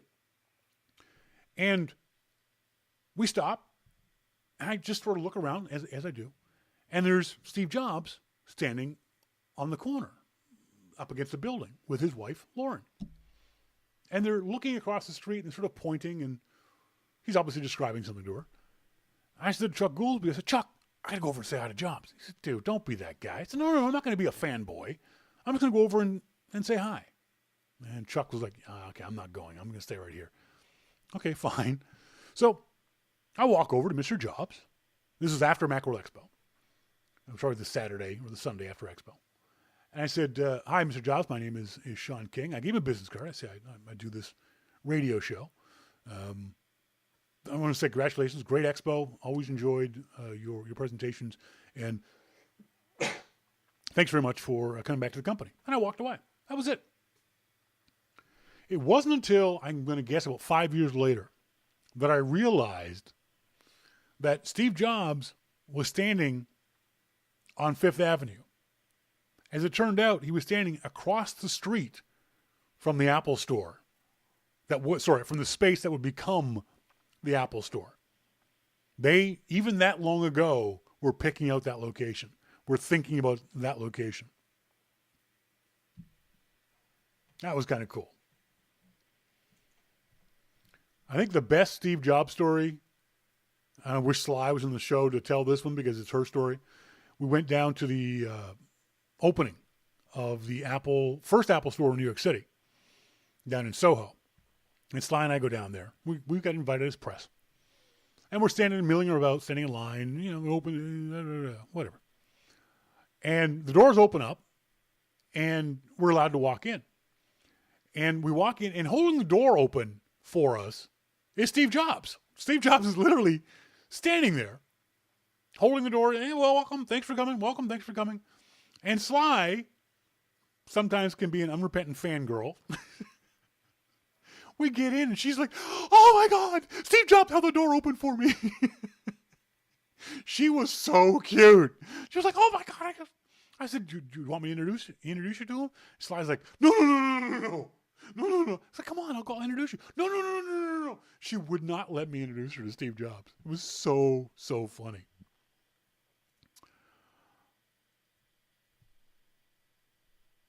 Folks have often asked me why I don't have any number of guest hosts on the show remotely. And it's because, for me, it doesn't work remotely. I need to look across at you and see you and look in your eye and see what you're going to say. It doesn't work via Google Hangouts or via video or via FaceTime or via audio, things like that. If you just heard the interview I did with, or the talk I had with, hang on, let me do a prize draw. I did a break there. Next prize draw is going to be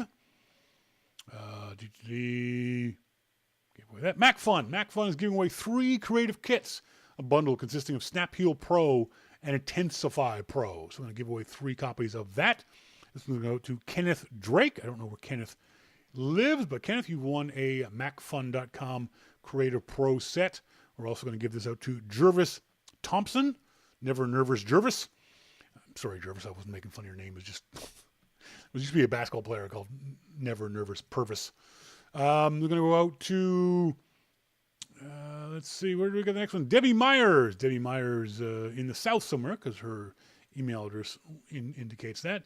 You folks, Kenneth Drake, Jervis Thomas, and Debbie Myers, you all won copies of the Creative Kit, a bundle consisting of Snap Heal Pro and Intensify Pro. Thanks to the very nice folks at Macphun.com. If you ever had a chance to check out their Macphun software, it's as I get more into the photo stuff, I'll talk more about Macphun, but they make some really neat, clever, interesting software. So Macphun, MACPHUN.com is the one you want to check out.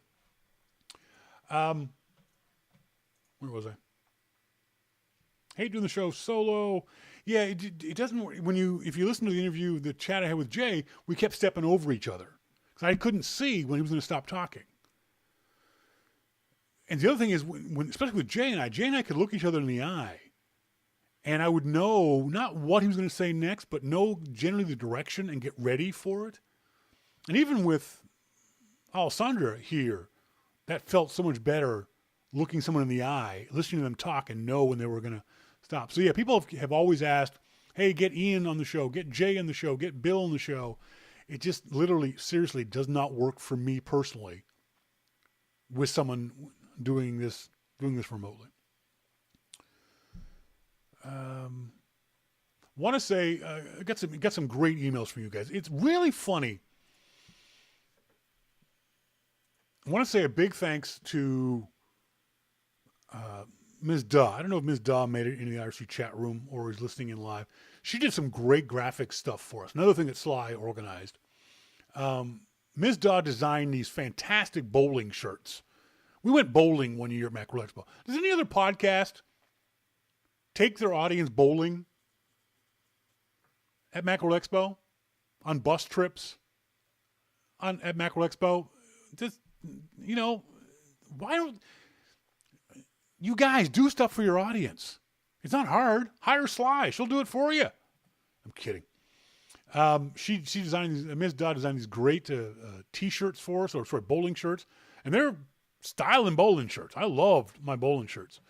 We also got at one point YML jerseys, hockey jerseys, because we're Canadian. We thought it'd be kind of cool. Those were the much maligned Vancouver Canucks colors. That's George Canellis, Lauren Finkelstein, Lesh. I don't know who the guy in the back is, and I've forgotten who the lady in the front is. My apologies to you guys. And Lesh, and skating. We also took the audience skating. Come on, other podcasts who are going to Macworld Expo. Do stuff outside of the show floor. One of the funniest things was I got in trouble from IDG for wanting to take people off the show floor to do bowling trips, to do trips to Cupertino, to do bowling, to do this kind of stuff. They didn't like that. They were pissed off at me quite frequently. We wanted to do the Kenny Kramer reality tour in New York City, but he only did it on Saturdays. Well, Saturdays was a show day. And I said to IDG, hey, will you help me promote this? I think it's going to be a fun idea. No, you want to take people off the show floor on Saturday. We're not helping you do that. Oh, crap. I wanted to do a scavenger hunt. Macworld Expo just announced this past week that they're going to be doing scavenger hunts at Macworld Expo. Rivka. My apologies, Rivka. She is the lady in the front row there.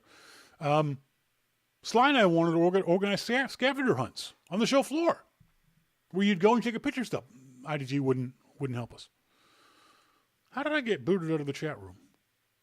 The hell?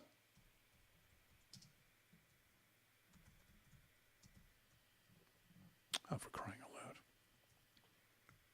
Got booted out of my own chat room. That's embarrassing. I actually just closed the window. It was always tough fighting against IDG. And fighting against Apple was a no-win situation most of the time, too. The classic example is, remember iTools? We would do the show live on the Macworld Expo stage, right after the keynote. So I wrote to Apple, said, hey, we want to interview you folks. And they said, okay, but we're not going to tell you who we're going to send. Thanks! That makes prep so easy. Now, I understand that because if they told me who it was, then I'd know what the product they were going to know. All right, fine. So talk about thinking on your feet. So Apple announces, what was the follow-on to iTools that they were charging you for? .Mac. Thanks, Binky. .Mac. So people were not happy about this. And they were not happy from the point of view of, well, that was free. Now you want to charge me. Screw you. So that was the big talk after the keynote. So at noon, we're on the stage. Hey, folks, this is Your Mac Life. Thank you guys very much for joining us. We got some great guests for you. And now, right now, hopefully you enjoyed the keynote, blah, blah, blah. Right now we have someone from Apple. Literally, I said someone from Apple because I had no idea who the person was. The guy walked up to me on the stage with his business. And I told Apple, you can at least help me out. Have him give me a business card. So at least I can read his job title off the business card and figure out what the hell I'm going to ask this guy. Guy walks up, I don't remember his name, but he's basically the product manager for .Mac. Oh, okay. So you're the guy in charge of .Mac. And I said, now remember, this is live. I met this guy 4 seconds ago. I said to the audience, and the room is, there's a bunch of people sitting in front of us, I don't know, 100 people, whatever. How many of you folks are unhappy about having to pay $99 for .Mac? And everyone, raises their hand, understandably so, rightfully so. I said to this guy, the Apple guy, okay, justify to these folks why Apple thinks that .Mac is worth the money. And I think we had a good conversation. He told us why Apple moved forward with .Mac and all the neat things you would get, blah, blah. Great, fine, fantastic. Off he goes. We do an hour show, 2-hour show. I go over to the Apple booth, take a look at whatever they've announced. And my Apple PR contact is standing there. And I come over, come here. And we go into the back of the Apple stage. I didn't realize I knew there was tech stuff back there. There was offices back there. She said, sit down. She said, what the hell have you done? What are you talking about? She said, why did you have your audience booing that guy? Nobody booed him. Why did you have them attack him? No one attacked anybody. Well, it turns out the guy had gone back to Apple PR and said Sean, the host of whatever that show is, had them booing me and heckling me for the thing. No such thing happened.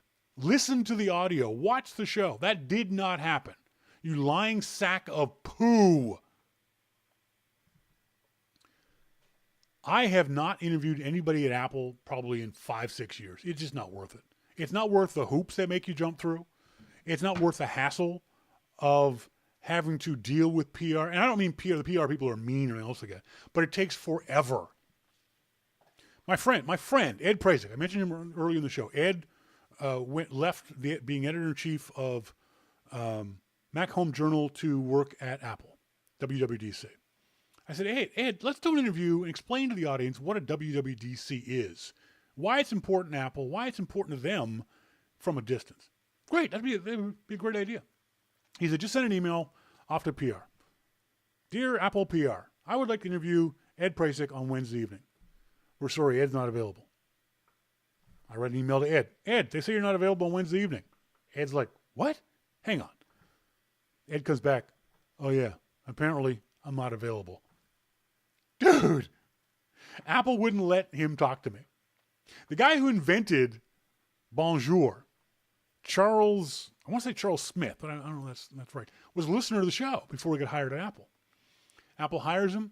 Charles writes to me, say, can I come on your show and talk about Bonjour and how it works and what we think it is? Absolutely. Get permission from Apple PR? He said, I don't need permission. Dude, you've only been working there for like 3 months. You need permission.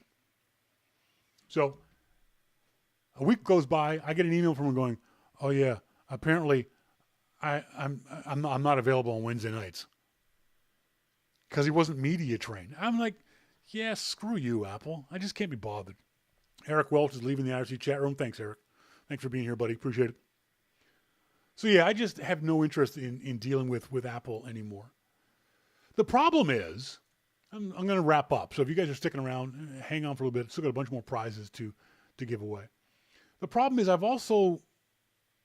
someone posted to Twitter an old press release from Mac Observer. And I read the press release and was blown away by the fact that I was interviewing 6 people on a Wednesday night. 6 people on a show. And now I don't interview anybody. Why not? Maybe it's something we'll talk about on next week's show. But the show has changed a lot. ArcSign, by the way, in the RC chat room says, Sean, other podcasts don't connect with their audience like your show does. Other podcasts, the audience is kept at a distance. You and Sly always make us feel like a part of the show family. Yeah, that's certainly absolutely true. Absolutely the way I've always felt about it. The audience makes up half this show. The connection I have with people I've known for years. Greg Gear. I mean, I've watched Greg Gear's son grow up. I think, Greg, you and Susan were even married when we first met. Jimmy Newton, John Kalon, KB, Kelly, Lesh, Lauren, Mac Genie, Macman. I don't think I've ever met Macman. Mosquito. We'll talk about Mosquito later on. Sniper, who welcomed me into his home in California, introduced me to his family. Bill Campo, my favorite Bill. Bill Campo, nicest guy in the world, who never says anything. Bill Campo always stayed in the background of he was always around us at Macworld Expo, but he was always this nice guy in the back, never said a word. But when Bill started talking, I listened. Because Bill only talked when he had something interesting or hilariously funny to say. Love Bill Campo. So to all you folks, yeah, it's definitely, and the other thing is, speaking of that family aspect of it, I've been hearing from people who say, hey, Sean, congratulations on the 20th anniversary. I've been listening since 1999. I've never heard of you before. If you like something, if you enjoy something, whether it's a podcast or an application or a website or a person, tell them. Let them know. We all feed on affirmation like that. I said I was going to mention Mosquito. He is my sounding board. I was going to make this announcement tonight. Folks, it's been a great 20 years. I'm shutting Your Mac Life down now. Because the show is not making me money directly through advertising and things like that. Because of my situation, I need to find ways to make money. And I thought that shutting off Your Mac Life is going to die eventually. I'm going to die. Something's going to happen. So why not do it on the anniversary of the 20th anniversary of the show? That seems like a nice way to tie a bow around all this stuff. And I mentioned it to Mosquito yesterday, and he talked me down off the ledge. So, Mosquito, if you like Your Mac Life in the past or going forward, give a thanks to Mosquito in the IRC chat room. Let's give some more prizes away to lucky listeners of Your Mac Life. I'm going to click on this one. This is going to go out to, I'm scrolling around. Thomas Reiser. Thomas? I think Thomas is in, my brain wants to say Minnesota. Thomas, you've won a Scottevest. What are the Sev Pack jackets from Scottevest? I love the Scottevest. They're really, really kind of cool. So congratulations to you, Scotty. Lesh! Yay, Lesh! Lesh is a winner. She is in Rhode Island. She has won a iPhone 5 leather wallet case from the folks at Danny P. Thanks very much, Lesh, for being a subscriber to Your Mac Life. Bill Crawford in Kansas, Kansas, has won a copy of Pixelmator from the great folks at Pixelmator.com. Bill, thanks you. Was it Bill? Yeah, Bill, thank you very much for being a listener to Your Mac Life. David Dykestall. David has also won a copy of Pixelmator, Pixelmator.com. If you want to check it out, go to Pixelmator.com and you can check that out. Michael Hurst, also a winner of a copy of Pixelmator from Pixelmator.com. I'm just really quickly scrolling through these things. Larry Weinberg, I know this because he's a longtime listener. Larry Weinberg is in Arizona. So Larry, thank you very much for being a longtime listener of the show. Susan Gare. Susan Gare is also a longtime listener of the show. You've also, Susan, won a copy of Pixelmator from the nice folks at Pixelmator.com. So I've got a bunch more stuff to give away. So where else was I going to go with this? Oh, yeah. So if you like something, no matter what it is, tell that person. Let them know. We either operate in a vacuum or we only ever get negativity. I'm amazed at the response I've gotten over the last few days on Facebook. For those folks who know me, who've listened, I hate Facebook. Facebook is stupid. Facebook is a waste of time. Well, okay, that's my opinion. But I posted a couple things on Facebook. I've gotten more response from those couple things on Facebook from people I haven't heard from in years. And it was wonderful to catch up with Jody Gastel. Jody Gastel in Victoria. Wonderful lady who I've lost touch with over the last 10 years. But I posted something on Facebook. She's like, oh, hey, Sean, how you doing? Fantastic stuff. Let people know, whether it's on Facebook, whether it's on Twitter, whether it's via email. If you like someone's work, don't keep it to yourself. Don't hide the fact that you like it. Let them know. Not every day, but every now and then. Just take some time to send an email to somebody. We talked before about some of the stuff that we've been doing. Here's a picture of Monty Freeman, our good friend Monty Freeman, with the, at the time, YML toddler, Logan, and the creepiest statue in the world. This is that really weird statue in San Francisco. Timothy says, may have not been listening since the beginning, but it has been since 1999. I don't think I've missed a single archive show and continue to listen above any other program. Can't wait to hear tonight's show. Good luck and have fun. Gary Apter, it was 20 years ago today. Sergeant Pepper taught the band to play, but they left early to listen to Sean. Thanks, Gary. Our good friend and the official pilot of Your Mac Life, Ron Klutz.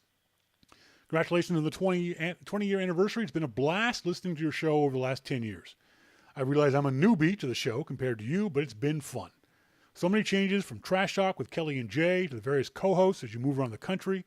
And my hat's off to Ian and Bill as they added a great dimension to the show, and sometimes it wasn't the Mac-related stuff either. You shared your highs and lows, both personally and professionally, and have always done so honestly and without spin. I appreciate that, and it just makes you that much more real to us who have followed you for a while. Most people, and me included, would have buried their heads and wait for the storm to pass. It's a wonderful email from Ron Klutz, a guy I would call a friend, a guy who's I trust enough to go up in a private plane with. And then he has to go and ruin it. Because Ron can't listen to the show tonight. And that's okay. I get that. But he says, I'm bummed I can't listen live as I must do my duty as the official pilot of YML and fly myself to Arizona to watch spring training baseball. Oh, screw you, dude. Go straight to hell. What kind of cool life must you have when you can just go, you know what? I'm checking out of work early today because I'm flying to Arizona to go watch spring training baseball. God damn it. Got an email from Richana Patrick, who also sent me a Facebook message too, Richana, which I really appreciate. It was a great time that year at Macworld Expo. Richana sent me the pictures of the bowling shirts. I think it was my second trip. The first opportunity was thanks to you and your contests. Great times. The YML bowling event, the YML parties at Slim's, the bus trips to Cupertino, the great San Francisco restaurants, and standing in line at 3 a.m. in the rain with fellow YMLers waiting for the keynote. I hope we can all get together at Macworld again someday. I'm waiting for Apple's spaceship to be completed, then I'll make that trip. I have to be one of the longest listeners, having started in the late 1990s thanks to your ad in Macworld magazine. I remember your previous sidekicks like Jay, and you were doing the show from Tennessee. I think I've always listened, even if I can't make the live broadcast. May you broadcast for a million years more, Sean. Thanks for great shows with entertainment, information, and just plain funny, stupid stuff. That's Richana is Patty. I didn't realize it was Patty. Gaz says, I didn't get a chance to put any words into my donation, but I'm a regular listener from the UK, so mostly via iTunes. It's one of my favorite podcasts around. I'm looking forward to listening to you for the next 20 years. Also, big thanks to Gary Butler, who gave a PayPal donation. Richana wrote on Facebook, Patty wrote on Facebook, you've made my life in tech support easier and more knowledgeable since the 1990s. I always listen to your show, even if I can't listen live every Wednesday night, making a point to listen to the anniversary show tonight. Thank you very much. I appreciate that. Simon Holden, I can't remember when I started listening, but sometimes between 97 and 99, making at least 15 years. Simon's in the UK, by the way. I remember first writing to you when the Daily Telegraph, perhaps the Guardian over here in the UK, did a piece on this new internet radio thing, and the Mac Show is one of the 6 or so examples. I sent you a scan of the article at that time, which credited Sean King and his sidekick Hillary as the hosts. I spent an hour this morning trying to find that scam, but it's probably buried deep in some 1990s backup CD. I've not missed a show in all that time, although regularly fall several shows behind. It would have been nice to have been more interactive with the show in all these years, but the time zone differences make that difficult.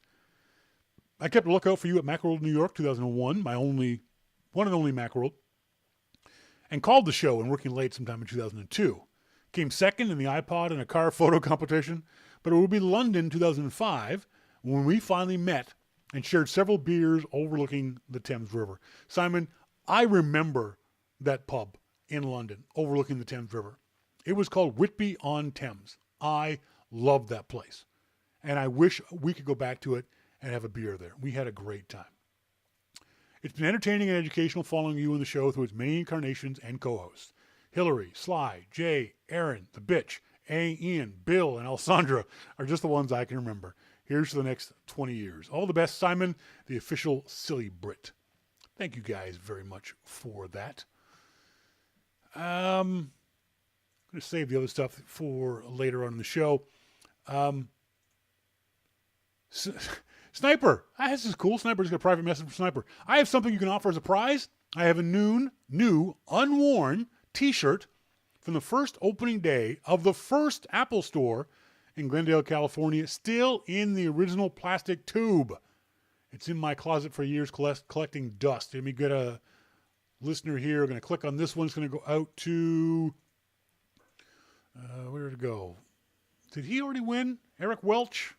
Eric Welch already win? Well, if you've already won, Eric, you're not going to win again.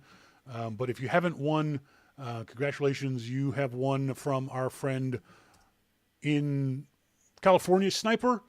I just sent him the email address. Sniper, you and Ian get together you and Sniper get together and talk about how you're going to get that prize to him. Good for you, Eric. Thank you very much. Let's give some more stuff away.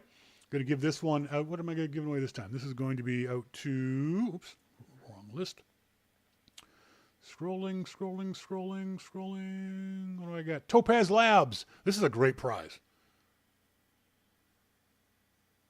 I want to save this one. Okay? This Topaz Labs is giving away a complete collection of photography enhancement and editing software. Great prize. $400 worth of software, and the Topaz Lab stuff is really, really cool. Somebody send me a picture, even if you've already done it, send again a picture of YML memorabilia that you have. It could be one of the pins that you've shown. Thanks to Web Bixby back in the day for getting us these YML pins. It could be Your Mac Life Show button. It could be one of the hockey jerseys. Send me a new picture, not the same picture you've already sent. If you're one of those people that sent these pictures, send me another picture, a different one. And I'll award that one to one of those folks. All right? Just want to spread this out a little. Spread the love around. Kenneth Drake. I don't know where Kenneth is. You win a bamboo iPhone 5 case from the folks at Primovisto.com. They're also giving away, Mark Schott wins the bamboo iPhone speaker from Primo Vista. And they've also got D. Trong in Canada, in Ontario. Congratulations to D. Trong. You've also won a bamboo speaker from the folks at Primo Visto. Let me see what emails I got from you guys. Any comments, questions? Oh my God. Kelly has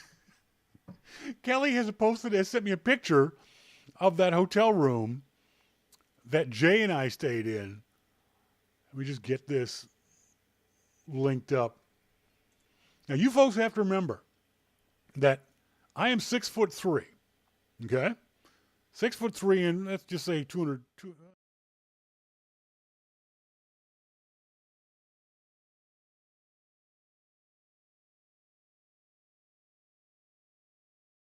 And I shared. There's the bed. I hung off that bed. Thanks, Greg. Greg is putting the YML young man to bed. Greg, you and Susan and Logan, thank you guys very much for being listeners all these years. I really appreciate it. You guys are great friends. That's the bed that Jay and I were in. Look, I can touch the one wall and Jay's bed at the same time. That was not a comfortable sleep. That was not fun at all. I did not enjoy myself on that one. Let me tell you that one right now. Did not.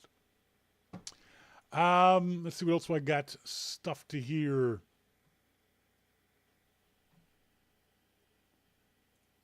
Okay, let's give away some more prizes. And again, we got to get the list of people. These FØZ Design, nice folks at FØZ Design are giving away 2 of their EverDocs. One of these is going to go to Lars Andre Holtenhagen.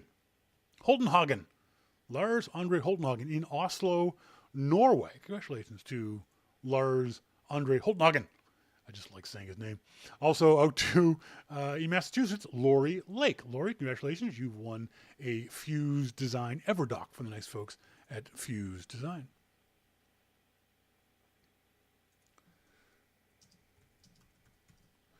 Let's see what else we got to give away. We're going to give away the nice folks at KYNEZ are giving away iPhone wallets.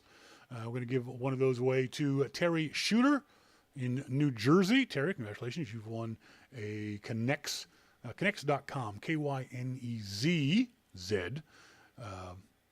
Nice folks there are giving away those wallets.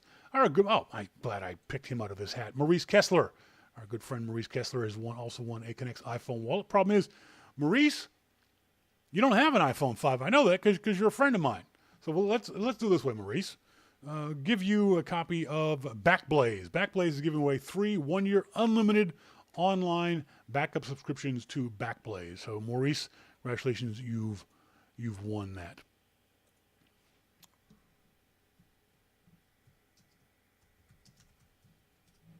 Let's see what else we got going on. Just say KB. Hey, Lauren, do you remember who ordered the limo we took to the YML party? Wasn't that me? Didn't I pay for the limo? I'm pretty sure that was my limo. I know limo, what limo? Exactly. It was my limo. I love the Your Mac Life party. For me, it was a way to splurge on stuff. That's why I always wore a suit at the Your Mac Life party. I always get dressed up in a suit and tie because this was a fancy thing. And I always wanted to show up in a limo. So I think that was, all of us were hanging out in that limo together. There's a familiar name. Congratulations to the second mom, Phyllis Reynolds. Phyllis, you've won one of the KYNEZ Napa Trim iPhone leather wallets from the folks at KYNEZ, the Kazlet wallet. Thank you, Phyllis, for being the mom of Bill Reynolds, among other things. Also in California, Henry Grizhalva. Henry, I'm sorry, I probably butchered your name, so my apologies for that.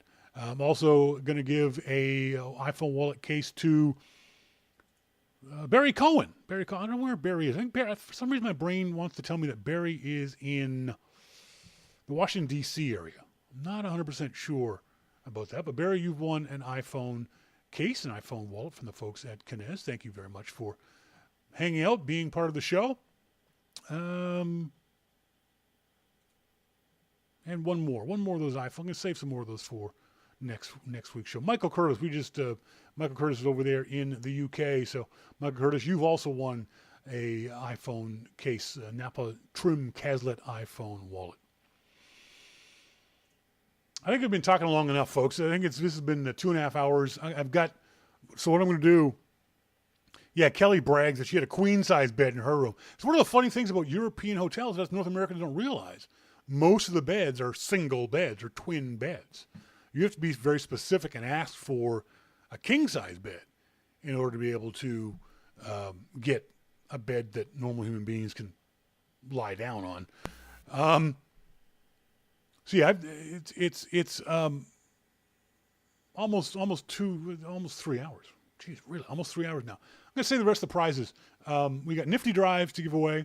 We've got more iPhone wallet cases from KYNEZ to give away, and 2 more copies of Backblaze to give away to listeners. I want to save this for next week's show.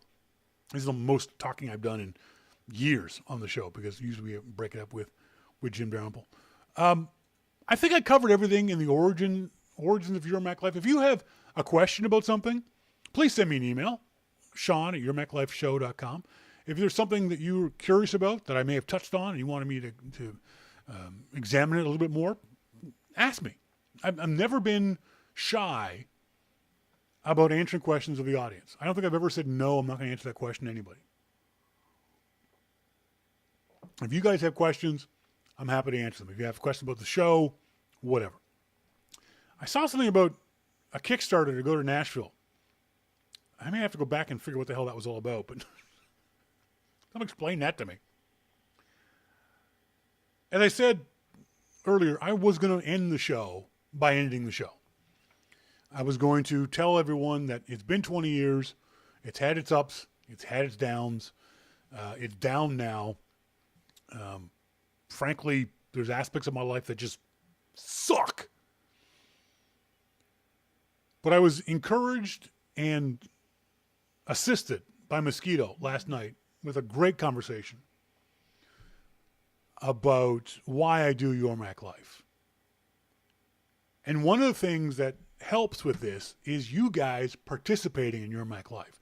I've never wanted Your Mac Life to be a one-way street where I just talk to you guys and bleh.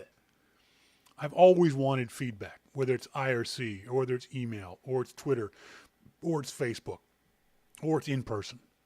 I've never thought myself so, as Arcsign said, hyper self-assured that I can't or won't listen to the audience.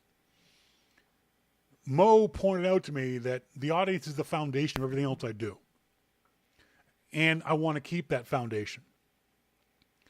So while some things are going to change, YML will continue. As long as I can. There's no promises. But I've been energized by hearing from people like Patty and other folks I haven't heard from in years. To say, hey, you've been doing a great job. Great, that helps. Giving someone a pat in the back helps them. And again, whether it's me or anybody else, any other podcaster, any other writer, any other website, they want to hear from you guys. I promise you, they want to hear from you. An app developer, whatever. It makes us feel so good to have someone say, pop up out of the blue, hey, you do good work. I like you. We all like that. Even in your own jobs. You guys in theory all have normal jobs. But you like when your boss gives you positive affirmation, says you're doing a good job. You like when your coworkers say, hey, great job. It's the same with us on the other end of these microphones. Starting next week, as you folks know, I've been really into wanting to do this photography class thing. So starting next week, we're going to do a photo segment of the show, helping you folks, especially beginners, figure out how to take better pictures with the camera you already have. I was doing this on Twitter with a listener this afternoon, helping him figure out he's got a good camera, he's got a decent eye, but he doesn't like his photos. And I was able to just look at his photos and go, boom, here's one of the things that you can do to make your photos better. So we're going to do some of that stuff, segments on the show. So if you're a beginning photographer or even an intermediate photographer or a pro can help me too. We're going to start doing photography segments. Don't forget, you can go to the website, yourmaclifeshow.com. If you want to sign up for the photo class, the very first photo class is officially next Thursday, the 27th. If you are a YML subscriber, you get 10% off. If you've been subscribed to Your Mac Life for more than a year, you get the class for free. Yes, for free. The class we're doing on the 27th at 10 a.m. Pacific time is for a couple of guys remember the class is on demand.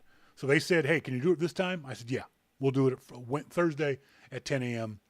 your time. So if you are a subscriber, 10% off, send me an email. I'll send you the details. If you've been subscribed for more than a year, you get the class for free. Send me an email. We'll work out a class. That's it, folks. I want to say thanks very much to everybody, whether you crawl out of the woodwork or not, whether you sent me an email for the first time today or you've been a follower for years. I want to say thanks to all of you guys for making Your Mac Life what it is. It's not just me. It's the fact that I love talking to you guys.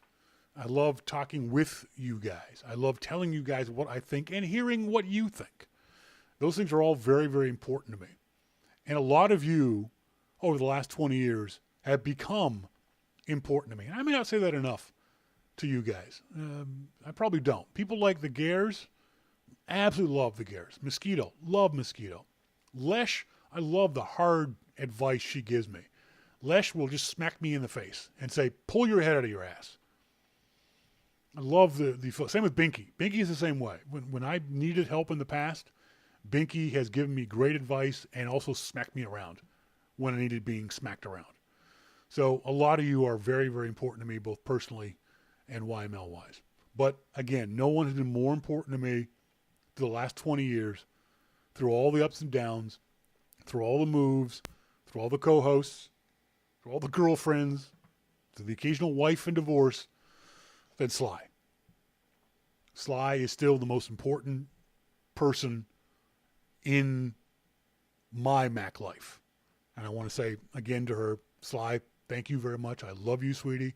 I wish we could get together more often, but just know that I think about you often. Okay? Love you. Love all you guys. Thanks very much for being here on the show. I appreciate it.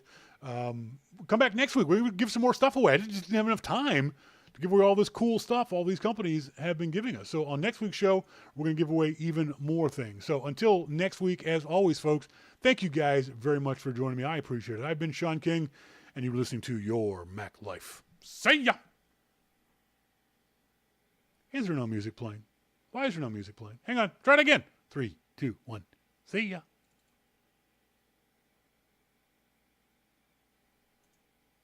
Why is there no music? Oh, Jesus. See? I was doing such a good goddamn job.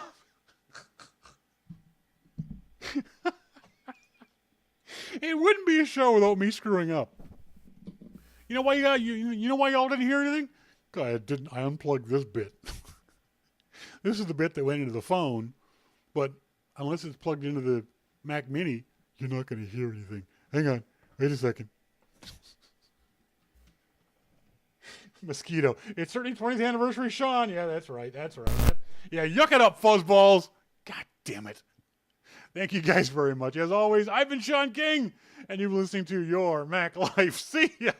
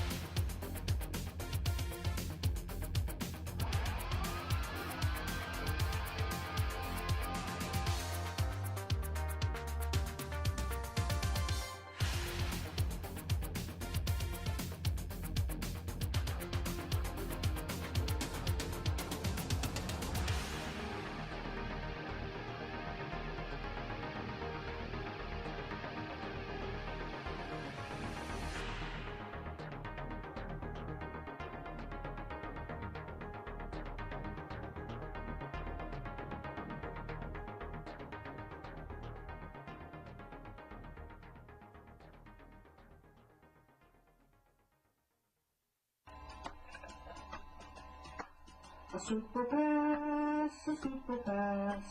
If I had one, it would be pass. A super pass, a super pass. My road to New York is fly real fast. A super pass. pass, a super pass. With all the walking will my feet last. A super pass, a super pass. For the Mac Cup, it is a blast. A super pass, a super pass. Steve's opening keynote will make a splash. A super pass, a super pass. Just on my chance, this will be broadcast. Guess what? A super pass, a super pass. But if it is, I'll be a guest.